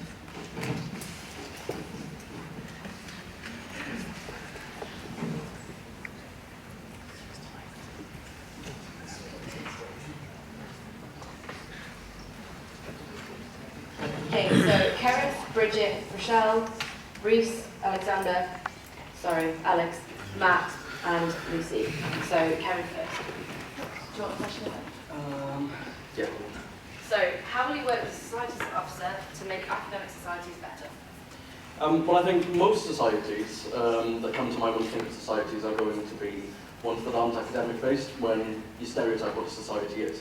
But academic-based societies are just as important, and also they're an important part of your development as a student at Cardiff. So with the VP societies and campaigns, you want to be developing different campaigns that will integrate students into academic life and also union life, and also making sure that academic-based societies have as much exposure as everyone else.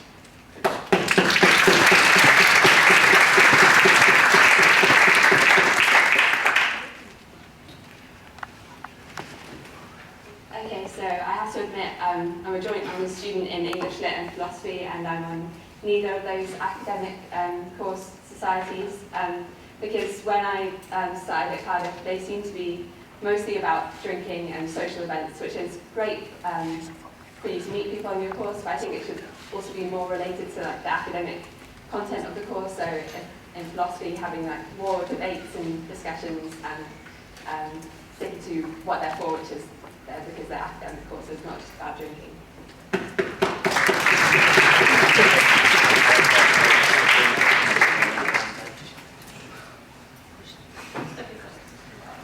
Basically, in our student staff panel in maths, we have the chair of our maths doc on it. So basically, whenever we go through academic subjects, the maths doc chair is always there to make sure that we have the society's interest in mind.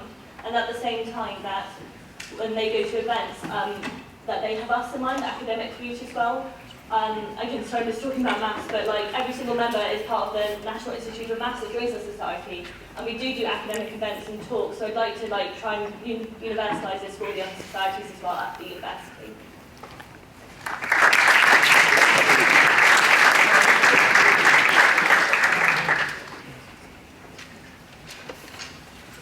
Okay, last year I was Vice Chair of the Law Student Staff Panel. This year I am Chair, and we introduced, similar to maths, having the Law Staff President on our, or at least the committee member at the very least, on our panel.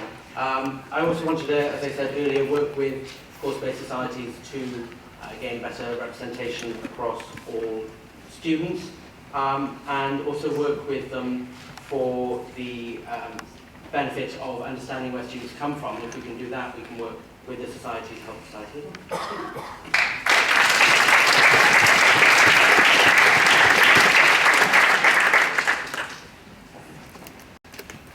Hi, I guess I'd kind of like to echo what Bridget said. I do join honours as well, and I'm not a member of either of those societies. And they're just rubbish societies, really, I think. I suppose they want to. But, and I think they're just not appealing to you when you join university. And I think that needs to change. I think like funding and stuff like that needs to be available for specific academic activities. And again, echoing what everyone else said, it's essential that a committee member from the society would be on the student panel. Thanks.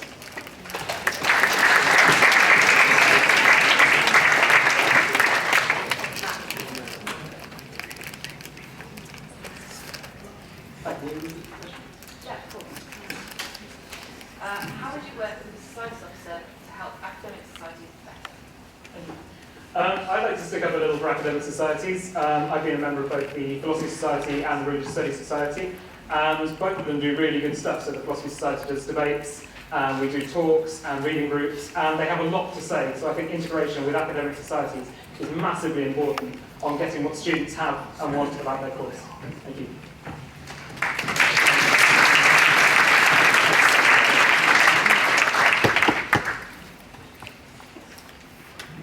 Yeah, like some of the others, I do English Lit and I've never been involved in that society. And I think one of the main things actually is, there's a lot of promotion of these societies through the uni, you've got the fresher and stuff, but why not through like university, why not through lectures, seminars, things like that, so it seems appealing to everyone.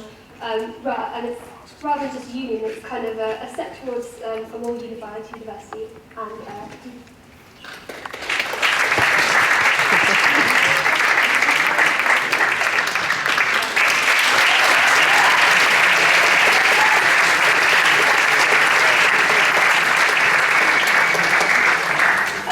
just a note to candidates and people who don't feel like they've had their questions answered. As long as your tweets are directly answering a question that's been posed by someone else and you're not using it as a platform to talk about your manifesto, you are allowed to respond to Twitter questions. That's just another. Okay, next position. VP Welfare.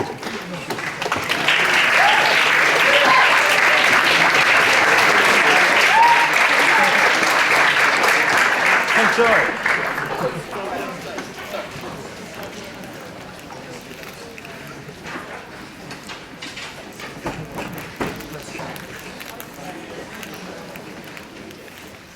Okay, so the order for this will be Josh, Rachel, Cindy, Sarah, Matthew, Jonathan, Daniel, and Shahid. First question. Wealth is a very broad remit, and our students face all sorts of challenges while studying at university, including but not limited to issues of sexual health, housing, mental well-being, finance, and academic pressure. If elected, what two specific welfare issues would you seek to address and why? Josh.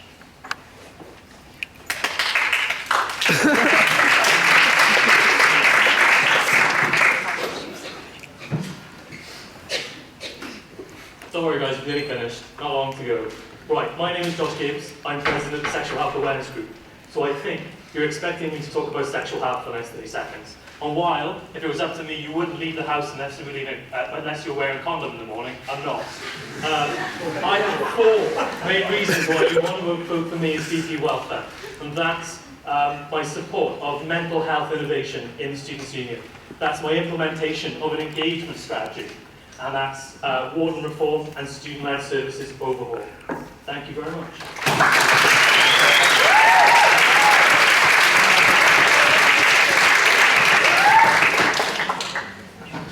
Hi guys, so every student has very different needs, so it's difficult to pinpoint 2 exactly, but since I've been told I have to, I'm going to pick equality and diversity. We're moving forward with this at the moment, obviously with the training sports teams and societies, but I want to take this further and implement it into academic schools. And secondly, mental well-being. Currently, 1 in 4 people suffer from poor mental well-being, and this can affect other areas of their lives, so continuing the work with the Time to Change Pledge is a priority.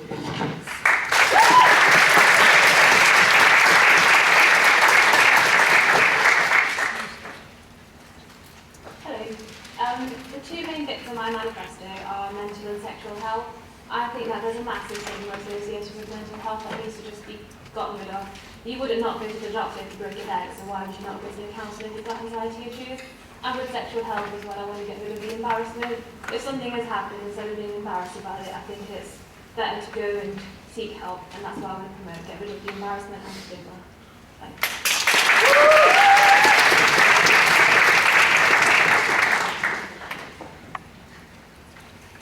Yeah, so the 2 main things I'd like to focus on are things that I think affect most students at Cardiff University. The first of those being accommodation. So I think as a union, we have a duty to our students to make sure that any housing or accommodation issues they have, whether it's in halls or private houses, doesn't affect the university experience negatively. Secondly, I'd like to change the lack of non-alcoholic events, because I think that it really challenges our student engagement. If people don't want to go to alcoholic events, they're limited in the events they can attend at the university, and therefore the provisions that they can access from the union.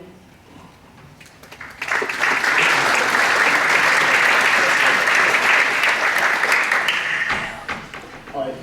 So in my manifesto, I've got 5 or 6 different areas that I wanted to focus on, but I'm just going to pick 2 of them quickly. One of them was access to information about healthcare, particularly for students that may have not had much involvement with the healthcare system in this country, like international students. So put all that information together for emergencies and all that sort of stuff. And the other thing is celebrating a healthy lifestyle. I want to do that through a food festival with live cooking demonstrations, teach students skills like that, all stuff about good food, workshops, all that sort of stuff.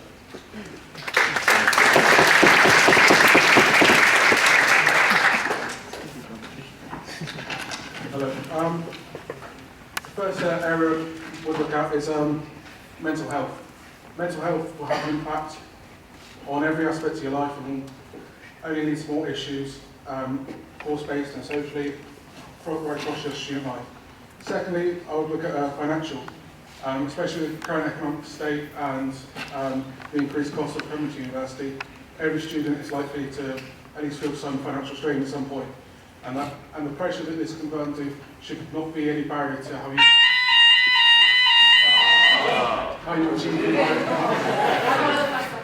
you achieve at university. Thank you.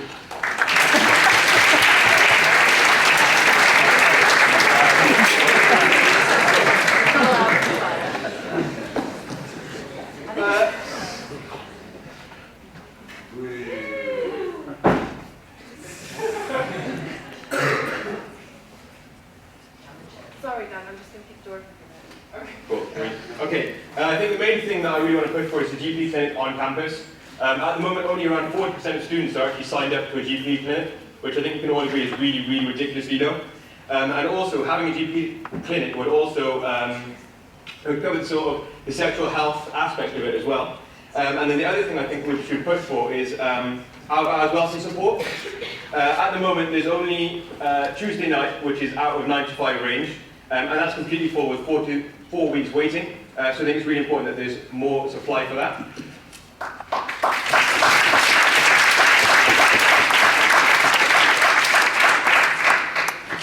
Hello everyone. I would like to work on the financial problem of affect all the students, because I believe financial problem is a major issue with very limited solutions. We try to provide solutions to students for their financial problems, but again it becomes very limited.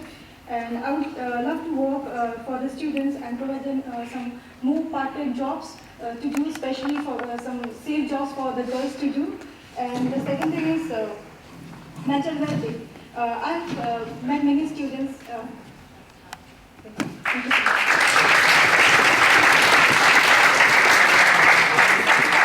Giving information and advice to students early and in an engaging manner is the best way of helping them to avoid getting into difficulties.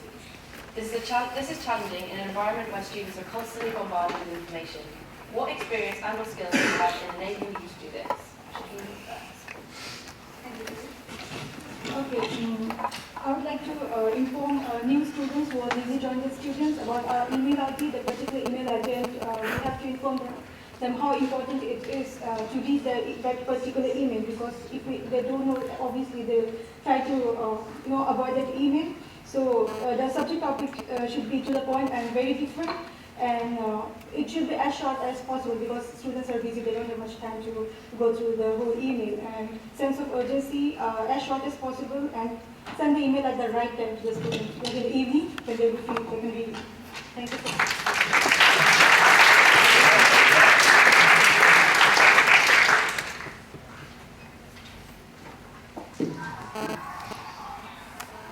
I think the key to this one is actually engaging students outside the union and using different methods as well, in terms of, like, everyone gets emails and you see the screens around, but I think it's more of a case of using lots of different methods because people respond to different things differently. But at the same time, I also think that what is key to engage with students, the job of a welfare officer should actually be to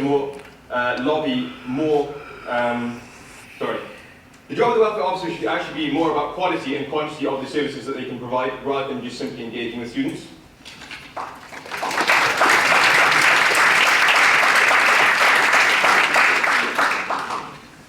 During my time at university, I've served on 2 committees. I'm also of a sports club.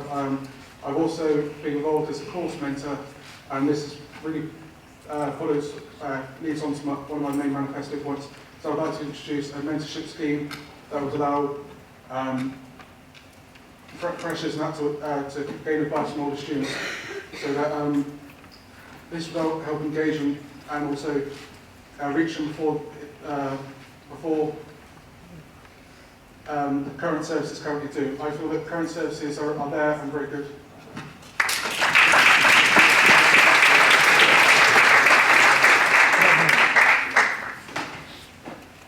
So, like everybody else, I've got the experience of being bombarded by the information, so I know how that feels to be thrown leaflets and all of that in your first couple of weeks here.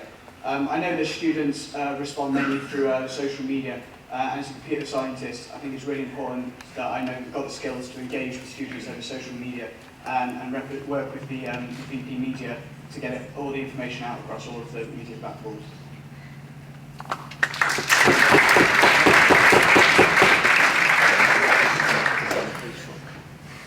So last year I was president of the LGBT+ society, and through that I got experience of what doesn't work.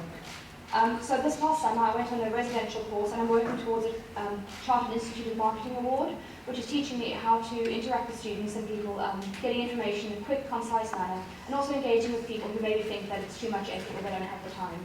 That being said, I'd like to see a weekly or fortnightly email going out about all welfare issues in the university, events that are coming up, and how students can get involved. And I'd also like to see more face-to-face interaction from myself as a welfare officer and also from the advice squad.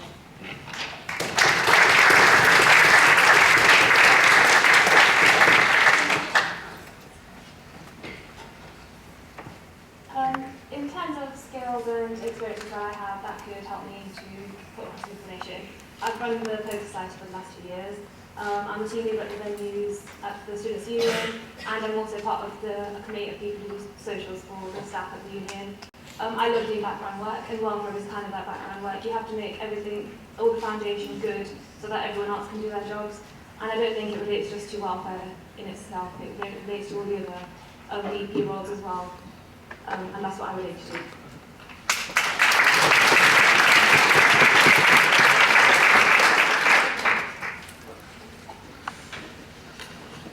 throughout my time at Cardiff University, I've been president of Site Cardiff, which involved me getting information to quite a specific cohort. I've coordinated Welcome Crew, which meant I've had to get information to both my teams and the freshers coming in. And I'm currently a Students and Disabilities Officer, so I've been working with student support to see how we can identify why students aren't engaging and how we can engage them. So I've got quite a good idea of what does work and what doesn't work and how I'd like to move forward with that through using social media, emails and a variety of other things. Thanks.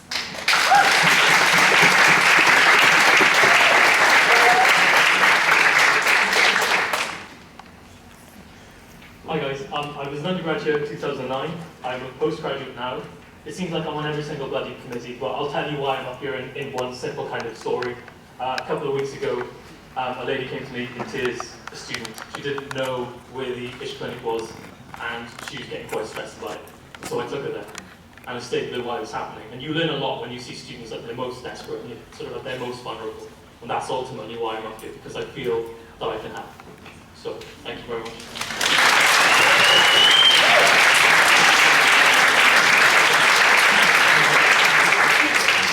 Okay, one question from the floor, and we'll do this in a random order. So, I'll give you a minute maybe to think about this one. So how do you intend to develop student-led services? So student-led services are, well, yeah, shall I help you? Things like student minds and things like that. I'll give you a minute and I'll tell you the order.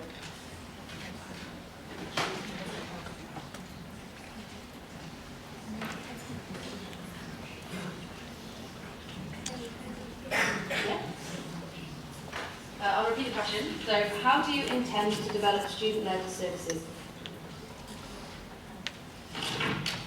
Okay, so the order for this question will be Jonathan, Sarah, Daniel, Josh, Rachel, Shaheen, Cindy, and then Matthew.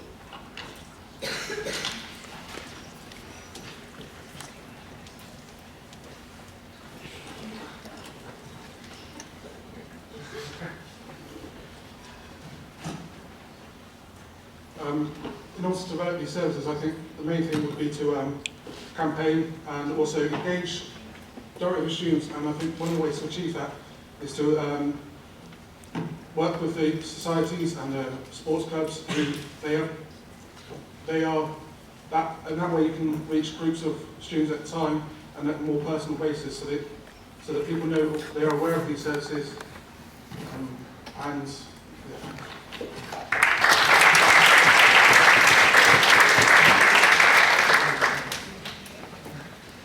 For the past 2 years, I've been a member of student-led services, so I think that places me in a key position to know how to support them in developing. I think what they really need is more funding and more exposure from the union. Student-led services offer a great deal of support for students, but many students don't know that they exist. So by improving the visibility within the union, telling the students how they can get involved and what the student-led services can offer them, I think that student-led services, the committees are great, so they can do enough on their own to develop without our help, but we just need to help them get there.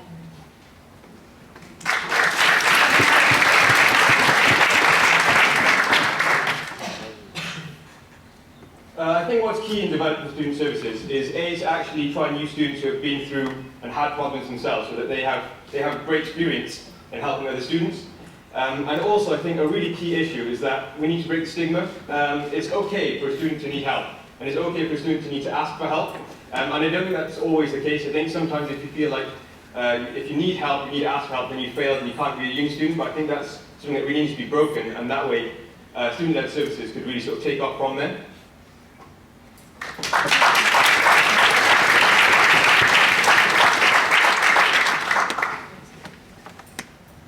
Given the opportunity, I would overhaul student-led services. I would take them squarely out of societies and campaigns, as amazing as it is, and I would move them into welfare. I would introduce a new student-led service, the health and fitness student-led service. I would give them more support, I would give them more exposure, I would give them more graphic design help. And I think that sort of the student-led services, peer-to-peer support in general, is just such an underrated form of help, and it's such an important form of help that they really need to be prioritised.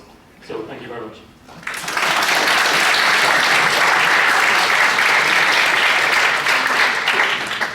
Okay, so through my role as Student and Disabilities Officer, I know how fantastic student-led services are, and I think that we need to raise more awareness of them, and I would do that through working with VP societies and campaigns and media and marketing to make sure that they've got the biggest exposure possible. By making sure that when freshers come in, they know exactly what's available and how to access this. And through equality university training, by making sure that sports teams and societies know where to go and how they can access it.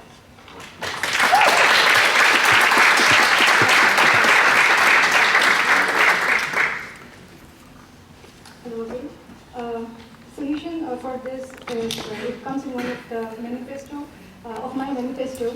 It's like helping hands, where I have planned to improve the confidence of the students who all have got weaknesses. They can come to us and tell us, and we can help them how to gain their confidence and make them help others. When they will help others, they will gain their confidence. It's not like if you help someone, it's fine. You have to make the person to help 5 more people. So that's it. Thank you so much.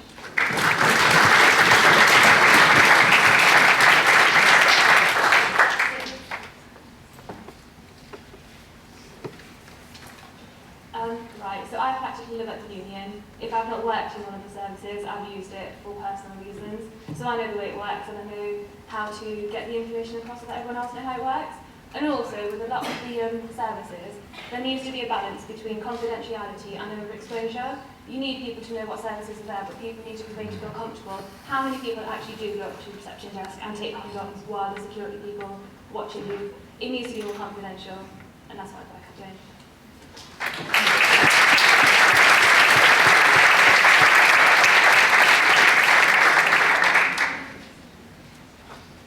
So to develop student-led services, I think we need to raise the awareness of it. I know that as a day-to-day student, there's not really that much information out. Well, it's out there, but it's very hard to find. So I think we need to signpost to the important information to get people involved with using the services that they require, or getting involved on the other side of it and helping out with the services and helping other people who need to use the services. And then taking people that have been through the services and sort of using them as case studies and promote their story to get more people involved.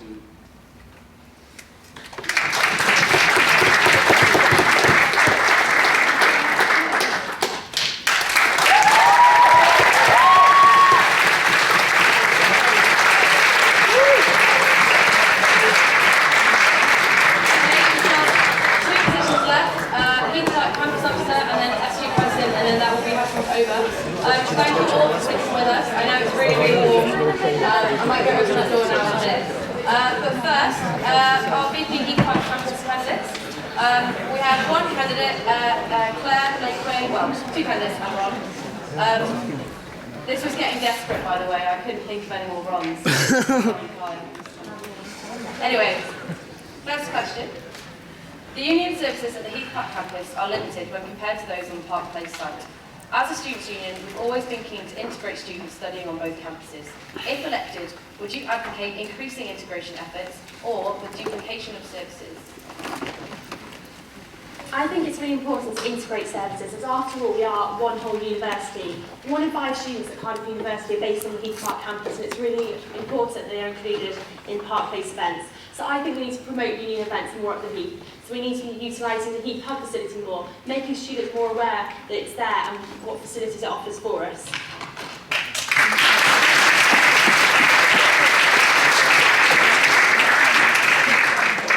The remit of VP Heath Park campus spans a cross-section of other officers' portfolios. If priorities conflict, this could cause some tension that you would have to manage. What experience and/or skills do you have that enable you to do this? Currently, I'm the president of the Radiography Society. Within this role, I have to work with a range of different people, and I feel that I've got good communication and organisational skills that will prevent conflicts occurring. And ideally, with other officers, we all need to be working towards the same goals, so we need to make sure we're working together collaboratively to achieve the best results for Heath Park students.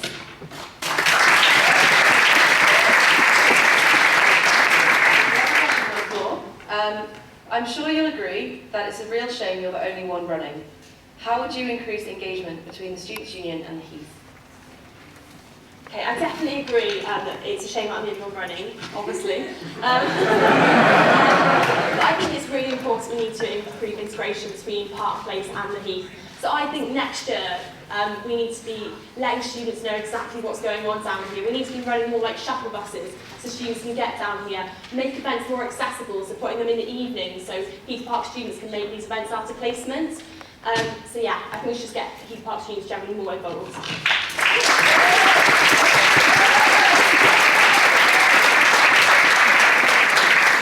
Okay, final position. Can we have Students' Union President candidates to the front, please?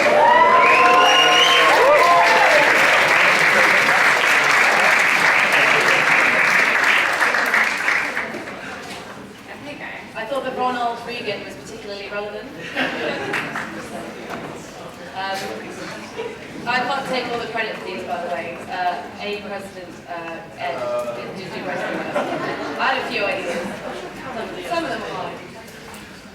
Anyway, the candidates for Students' Union President are Mark, Sam, Ollie, Elliot and Thomas. That's the order that the first question will be asked in. Ron is a candidate as well. First question. The Students' Union is a political organisation that has grown out of the trade union family. Cardiff University Students' Union has developed a reputation for being more of a sports and drinking club. If elected, what would your vision for the union's future be? Hi everyone, thank you for being here. We have a strong reputation in regards to a sporting. No, sorry. We have a strong reputation in regards to sporting achievements and social aspect, because it appeals to large part of the community. Well, however, I envision the student union becoming a powerhouse. By this I mean three things. One, the university, two, the students, and three, the local community. By these I refer working closely together for mutual benefit to increase sustainability. By increasing sustainability, oh sorry.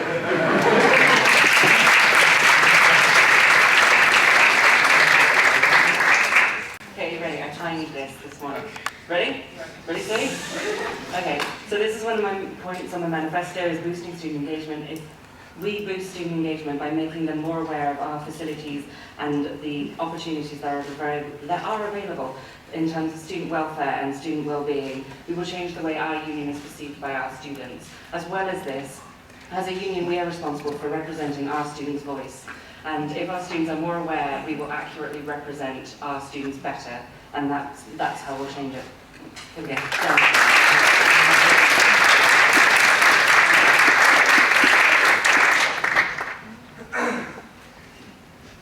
So it's really hard being the education officer in a union where this perception exists, because no matter what I do for the benefit of students, it just doesn't seem to get out there.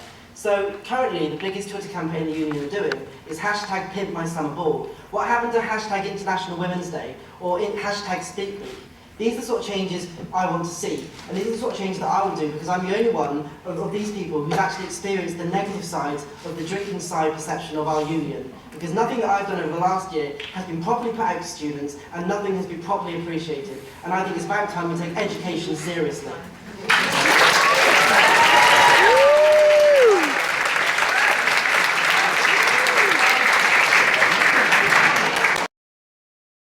Every single one of the 28,500 students of Cardiff have a really different idea of what they want from their students' union.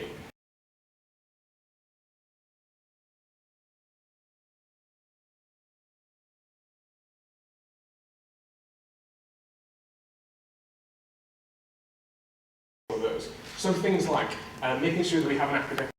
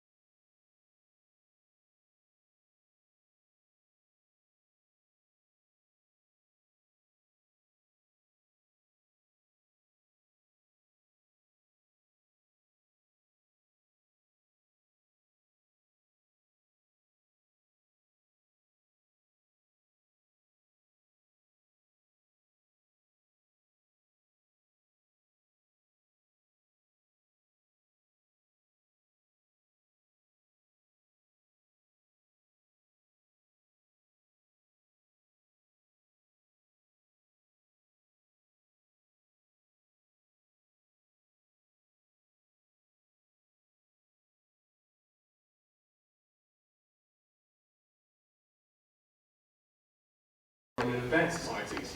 I am in the middle of completing a qualification in the Institute of Leadership and Management, and in a recent appraisal report, my leadership competencies were rated the highest the company has ever given to a sabbatical officer. Thank you.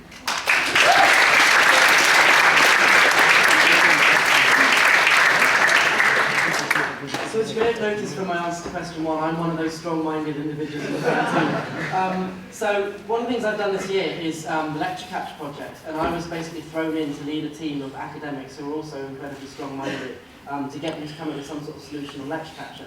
Half of them hated the idea, and the other half liked the idea but disagreed on how we should do it. Eventually we came up with a solution, and the university's just approved my Lecture Capture project, and they're going to spend millions of pounds getting lecture recording facilities and all your lecture theatres. So I think I've shown on that I have the ability to lead a team that I have no authority over.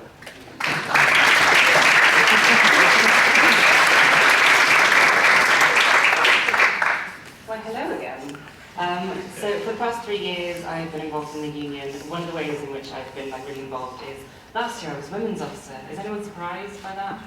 No, okay. I'm also chair of Women's Association. So we're working with these 2 roles. You're working with and managing a team of really passionate individuals who also happen to be feminists. So it's strong-minded from the get-go.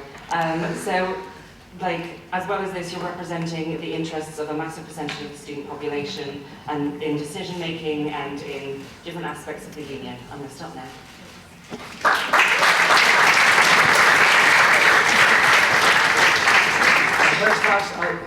My first task as a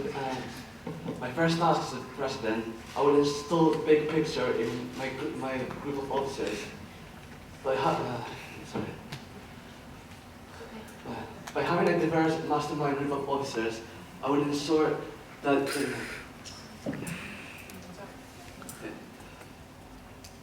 by having a mastermind of officers, I will ensure that each and so I haven't really difficult today. Okay, can I help them with it? By having a diverse mastermind group of officers, I will each and them will improve. Okay. Yeah.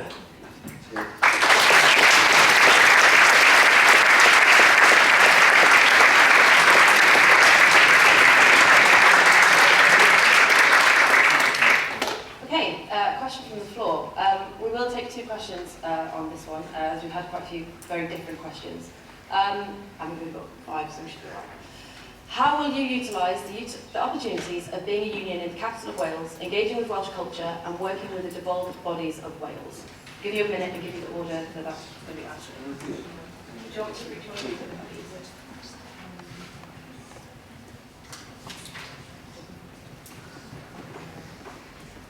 So the order for that question will be Ollie, Sam, Mark, Tom, Elliot. And I'll ask it again.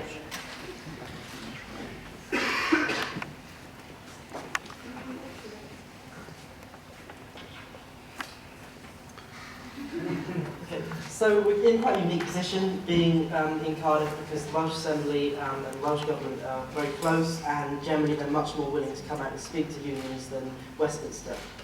So I already sit on University Council, so I'm a trustee of the university, and on that I've met a lot of really important people. We have lots of important people who do stuff with Welsh Government and also UK Government who work for the university. I think it's all about utilising those contacts that I've already built up in my current role, the contacts that I'll then going to build up more of as president. And it's just really utilising our voice as the largest membership organisation in South Wales.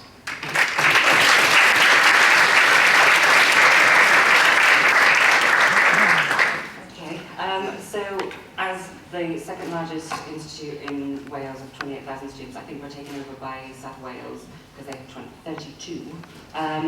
We are kind of the biggest kind of constituency of the NUS Wales kind of movement, and we are the closest to them.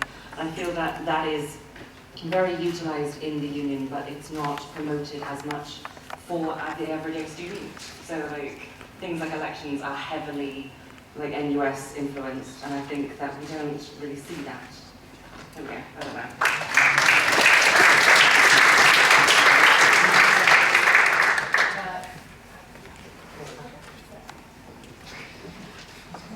So, how will you utilise the opportunities of being a union in the capital of Wales, engaging with Welsh culture and working with devolved bodies of Wales? Okay. Well, all I can say is I see the vision of Cardiff University and the student union in becoming a powerhouse. By that I mean the local community, the university and the students working together to improve and working towards a management system that continues to integrate 3 categories of objectives. By that I mean social, by that I mean environmental and economic, to increase sustainability and working together with Welsh. Thank you very much.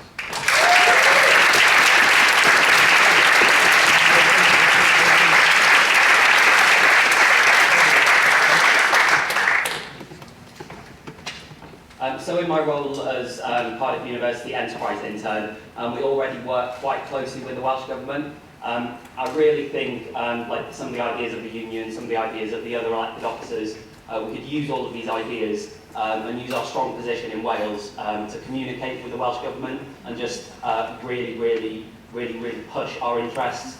So yeah, I really think the key is just to engage more with the Welsh body, that is the Welsh Government. Thank you very much.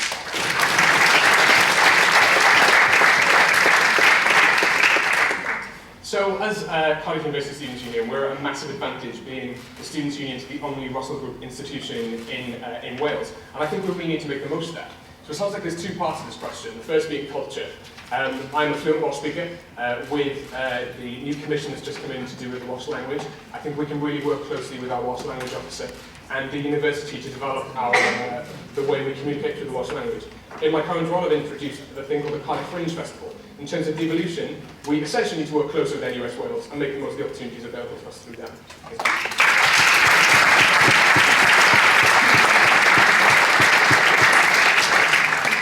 Okay, final question of the night, and then we can get out of here. This question's from me, and I'll give you a minute. If you were to write the union strategy tomorrow, what 3 words would be your key principles and values? So, as if we don't have to, like, you know what I mean? No. I'll give you a minute. And we'll do the opposite order for that one. So, Elliot will be first, then Thomas, then Mark, then Sam, then Ollie.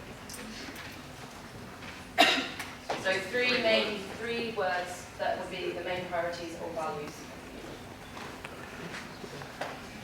Just 3 words. Oh, okay. So, opportunity, collaboration, and representation.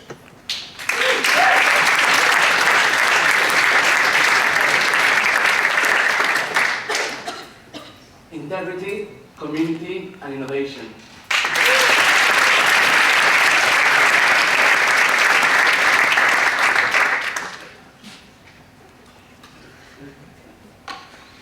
Okay, so enterprise, housing, and community. But someone already said community.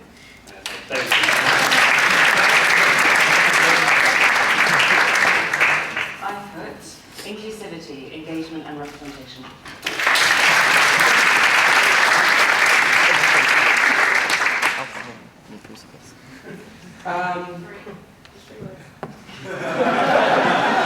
Shit.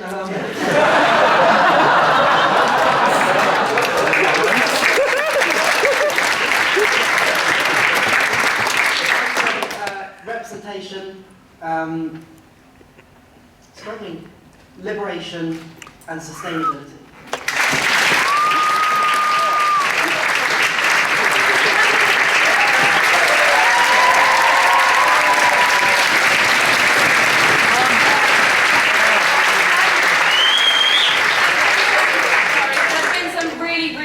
Conversations on Twitter, please continue them. Have them on Facebook, have them face to face, find people during the week.